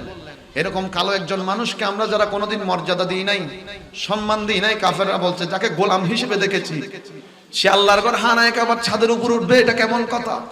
আমার নবী বলছেন আল্লাহর ঘর হানায় কাবার উপরে উঠার জন্য যেটা সবচাইতে বেশি জরুরি ছিল, নবীর ইশক, প্রেম, ভালোবাসা, সেটাতে বেলালের কলিজাটা একেবারে ভরপুর হয়ে আছে। সুবহানাল্লাহ, আরেকটু বড় করে বলেন না সুবহানাল্লাহ। হযরত বেলাল আল্লাহর ঘর হানায় কাবার গিলাফ ধরে উপরের দিকে উঠে গেলেন। উঠে যাওয়ার পরে এবার বেলাল হাবশী রাদিয়াল্লাহু তাআলা নবীর দিকে তাকিয়ে বললেন, ইয়া রাসূলুল্লাহ, যখন আমি মদিনা শরীফ থেকে আজান দিতাম, এই হানায়ে কাবাকে সামনে নিয়ে আজান দিতাম, আল্লাহর ঘরের দিকে মুখ করে আজান দিতাম। যখন অন্য দেশ থেকে আজান দিতাম, আল্লাহর ঘর হানায়ে কাবলাকে কিবলা বানিয়ে আজান দিতাম। ও মদিনার রাসূল, এখন তো আমি এমন ভাবে উঠে গিয়েছি আল্লাহর ঘর হানায়ে কাবার ছাদের উপর, এখন আল্লাহর ঘর ওই কিবলা আমার পায়ের নিচে চলে এসেছে। এখন আমি কোন দিককে কিবলা বানাবো? কি ডানে তাকাবো, বাঁয়ে তাকাবো, সামনে তাকাবো, পিছনে তাকাবো? কোন দিককে কিবলা বানিয়ে আজান দিব? আমার মদিনার রাসূল মুস্কি হাসি দিয়ে বললেন, বেলাল রে, নবীকে যেমন তেমন মনে করিও না। আমি মূসার মতো নয়, ঈসার মতো নয়, দাউদের মতো নয়, সুলাইমানের মতো নয়, ইয়াকুবের মতো নয়, ইসমাইলের মতো নয়, ইব্রাহিমের মতো নয়, নূহ আলাইহিস সালামের মতো নয়। আমি সমস্ত নবীদের নবী, রাসূলদের সরদার। ও বেলাল, হানায়ে কাবার মতো ঘরকে কদমের নিচে দিয়ে আমি রাসূলকে কিবলা বানিয়ে তুমি আজান দিয়ে দাও। আমার আল্লাহ তোমার আজানকে বিদ্যুতের চাইতে দ্রুত গতিতে কবুল করে নিবে। বড় করে বলুন সুবহান। ইয়া রাসূলুল্লাহ, মুআজ্জাজ হাজরিন, তাহলে নবীর ইশক, প্রেম, মহব্বতের দাম আছে না নাই? আওয়াজটা বড় হবে রে বাবা, আছে না নাই? নবীর গোলামের দাম আছে না নাই? আরো বড় করে বলেন, আছে না নাই? দো জাহানে কি যে হবে আমার পরিচয়, দো জাহানে কি যে হবে আমার পরিচয়, দয়াল নবীর উম্মত ছাড়া অন্য কিছু নয়, দয়াল নবীর উম্মত ছাড়া। বড় করে বলেন না মারহাবা। মুআজ্জাজ হাজরিন, এর থেকে বড় খুশনসিব উম্মতের জন্য আর হতে পারে না, কারণ যেই নবীর গোলাম হতে পেরেছে আল্লাহ তাকে গোলাম বলে স্বীকার করেছে।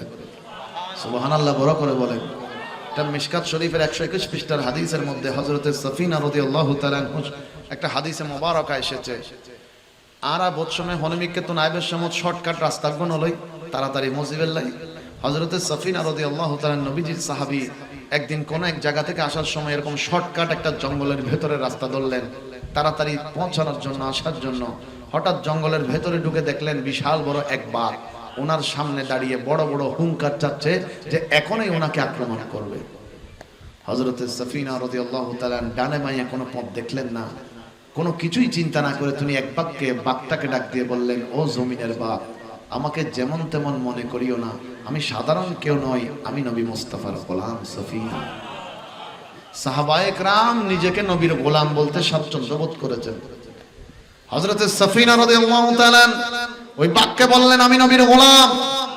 এই কথাটুকু যখন বলে দিলেন, ওই বাঘ মানুষের মতো কথা বলতে শুরু করেছে, ও সফিনা, আপনি যেহেতু নবীর গোলাম, আসেন আমার পিঠের মধ্যে উঠে বসেন। আমি যদি আপনাকে ছেড়ে দিই আপনি সামনের দিকে একলা যেতে গেলে বিপদ হতে পারে, তাই আমি আপনাকে আমার পিঠের উপরে বসে নিরাপদ জায়গার মধ্যে নিয়ে যাব। হযরতে সফিনা পিঠের মধ্যে উঠলেন, ভয় ভয় লাগছে, তারপরেও কোনো চিন্তা নাই। বাঘে বলে, ও সফিনা, আপনাকে যে নিয়ে যাচ্ছি আমারও তো একটা আবদার আছে। বলো কি আবদার? বলে, আমি তো মদিনার মুস্তাফার সামনে যেয়ে দাঁড়াতে পারি না, কারণ আমার বসবাস জঙ্গলের ভেতর। আমি বাঘের পক্ষ হয়ে মদিনার নবীকে আপনি একটা সালাম পৌঁছাইয়া দিবেন। সুবহানাল্লাহ। বাঘে পর্যন্ত নবী চিনেছে। সুবহানাল্লাহ বলেন না। বাঘে পর্যন্ত কি চিনে? সুন্নির ঐক্য 96 পরে মিলাদ পরিবেশ সময় গাছে চিনল, বাসে চিনল, চিনল বনে, হরিণে, মানব কুলে জন্ম নিয়ে নবীজিকে যার গই বেলইনে মস্কারি করি করে হদে হদে সুন্নি ঐক্য হদে ইল্লে পরে, লরি পরে, এই পরে, সেই পরে। ওরে বাবারে, সুন্নি ঐক্য লরি কোরআন হাদিসের বিদ্যুৎ তো না শিরে। বাঘে নবীরে নো চিনে, ওনারা হমছে চিনে না নাও চিনে, গাছে নবীরে নাও চিনে। রাস্তা দিয়ে হিসাবের সময় মৌলা আলী নবীর ডাহ দিয়ে আছে, গাছের নুয় নুয় সেজদাত ফরিজার গই মৌলা আলী হদে ইয়া রাসূলুল্লাহ, গাছে ঘিরে দান নবী হদে নবী মুস্তাফারে চিনে দেই, কদম বসিব সালাম কদম করো। সুবহানাল্লাহ। তা আরা প্রত্যেকটা আমল কোরআন সুন্নাহর ভিতরে তুলবে, সুন্নিয় কলার আমল এই মিলাদুন নবিয়ান সব কোরআন সুন্নাহর ভিতরে। শুধু তাই নয়, আমি এই বিষয়গুলো নিয়ে আগে কথা বলেছি, সেজন্য এখানে বারবার একই কথা বলার উদ্দেশ্য নাই। মুআজ্জিজ হাজির, পৃথিবীতে সর্বপ্রথম আমরা যারাই যেখান থেকে শুরু হোক মিলাদুন নবী, তবে দুনিয়া সৃষ্টির পূর্বে আল্লাহ পাক আলমে আরওয়াতে নিজেই মিলাদুন নবী করেছেন, সুবহানাল্লাহ। সেখানে বক্তা নিজেই ছিলেন আল্লাহ, শ্রোতা ছিলেন নবী রাসূলের রূহ মুবারক। যত নবী রাসূল দুনিয়া এসেছেন প্রত্যেকে ছিলেন শ্রোতা, ফেরেশতাগণ ছিলেন শ্রোতা, দর্শক। আর আমার আল্লাহ পাক করেছেন নবীর গুণগান। আমরা তো সেই নবী পেয়েছি যে নবীর গুণগান করলে আল্লাহ দাম বাড়াই দেন। সেজন্য কোরআনে বলেছেন ওয়ারাফা'না লাকা যিকরাক, ইয়া রাসূলুল্লাহ আপনার স্মরণটা শুধু দামি হয় নাই, আপনি রাসূলের ভালোবাসা যার অন্তরে থাকবে সেও দামি হয়ে যাবে, সুবহানাল্লাহ। আমাদের অন্তরে নবীর প্রেম আল্লাহ জাগ্রত করুক, আমিন বলেন, আরো বড় করে বলেন আমিন। মুআজ্জিজ হাজিরিন, দেখেন একটা মুহাব্বতের পরিচয় দিব। এই যে এখান থেকে আমি দুই পার্ট করব, দুই পার্ট। আমাকে সোজা নিয়ে যারা আছেন তারা এটা বাম সাইড, এটা ডান সাইড। আমার সোজাসুজি যারা আছেন আপনারা নিজেরা হিসাব করবেন আর কি, কে ডানে পড়েছেন কে বাঁয়ে করেছেন। তো সোজা থেকে প্রথমে যারা বাম সাইডে আছেন তারা একটা আওয়াজ দিবেন, এই সাইডে যারা আছেন আমার সোজা থেকে এই সাইডে একটা মহব্বতের আওয়াজ হবে।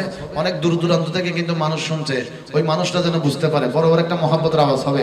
নারে তাকবীর, নারে রিসালাত, নারে গাউসিয়া, জশ্ন ঈদ মিলাদুন নবী।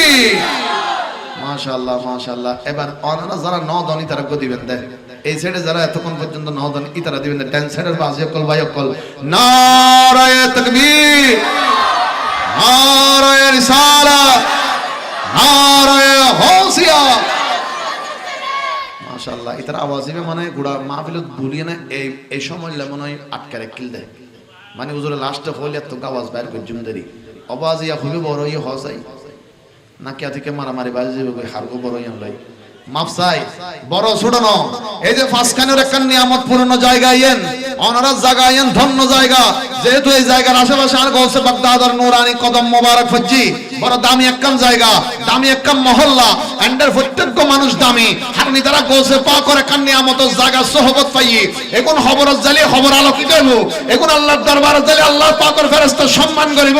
অবাজি অনারা ব্যাক করে লই এই ফাঁসখানের জমিনের তুন ডাক দিলি সোনার মদিনার দয়াল নবী আর আওয়াজ শুনে না নে বড় করে হও না নে তলি। এবার ব্যাক করে মিলি দুই হাত তুলি একসাথে, নারে তাকবীর, নারে রিসালাত, নারে গাউসিয়া, জশ্ন ঈদ মিলাদুন নবী।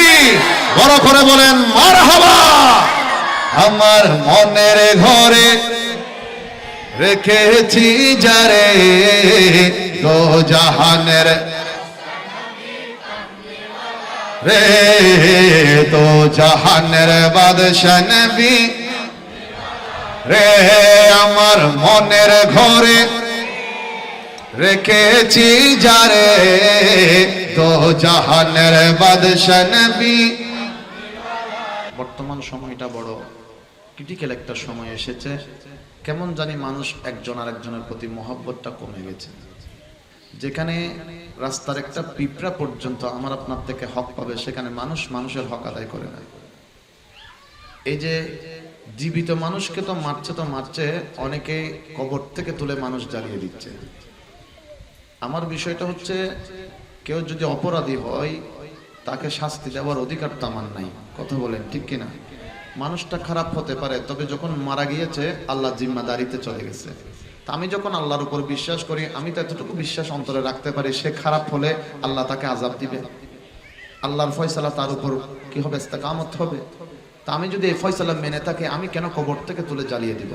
এটা তো শরীয়ত আমাকে অধিকারটা দেয় নাই। হ্যাঁ, এতটুকু করা যায়, যদি তার কবরটাকে কেন্দ্র করে অনিসলামিক কোনো কাজকর্ম শুরু হয়, এলাকাবাসীরা মিলে সেটা প্রতিহত করার সুযোগ আছে, কথা বলেন ঠিক কিনা?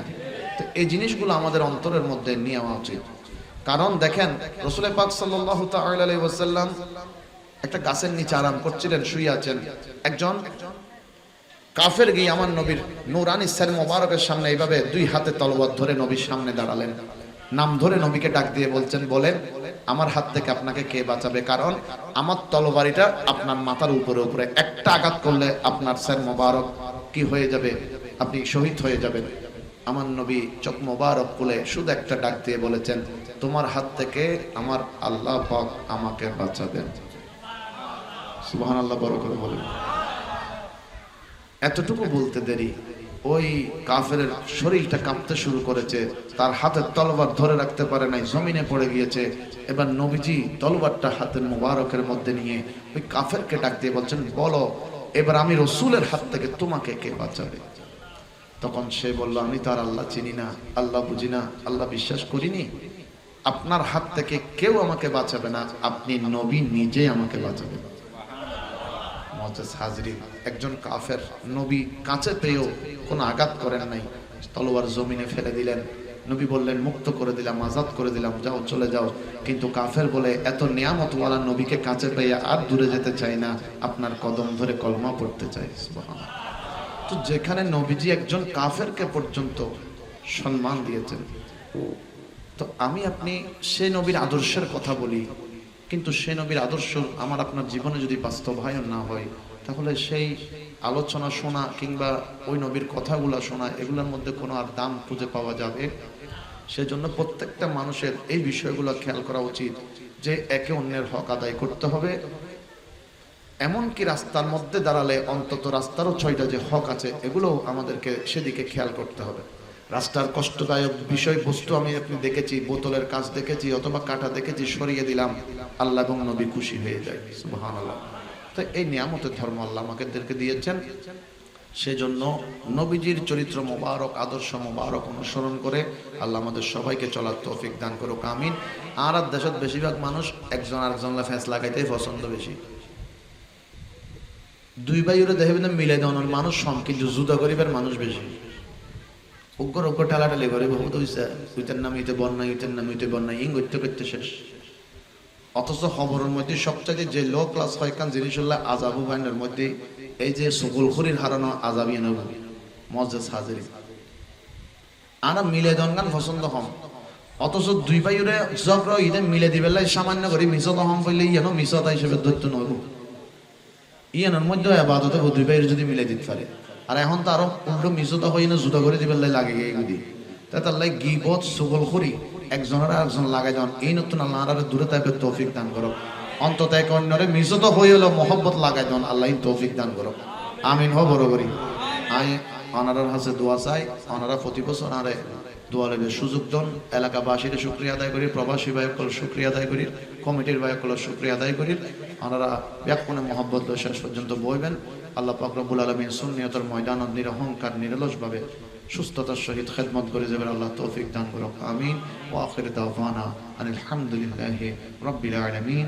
আসসালামু আলাইকুম ওয়া রাহমাতুল্লাহি ওয়া বারাকাতুহু।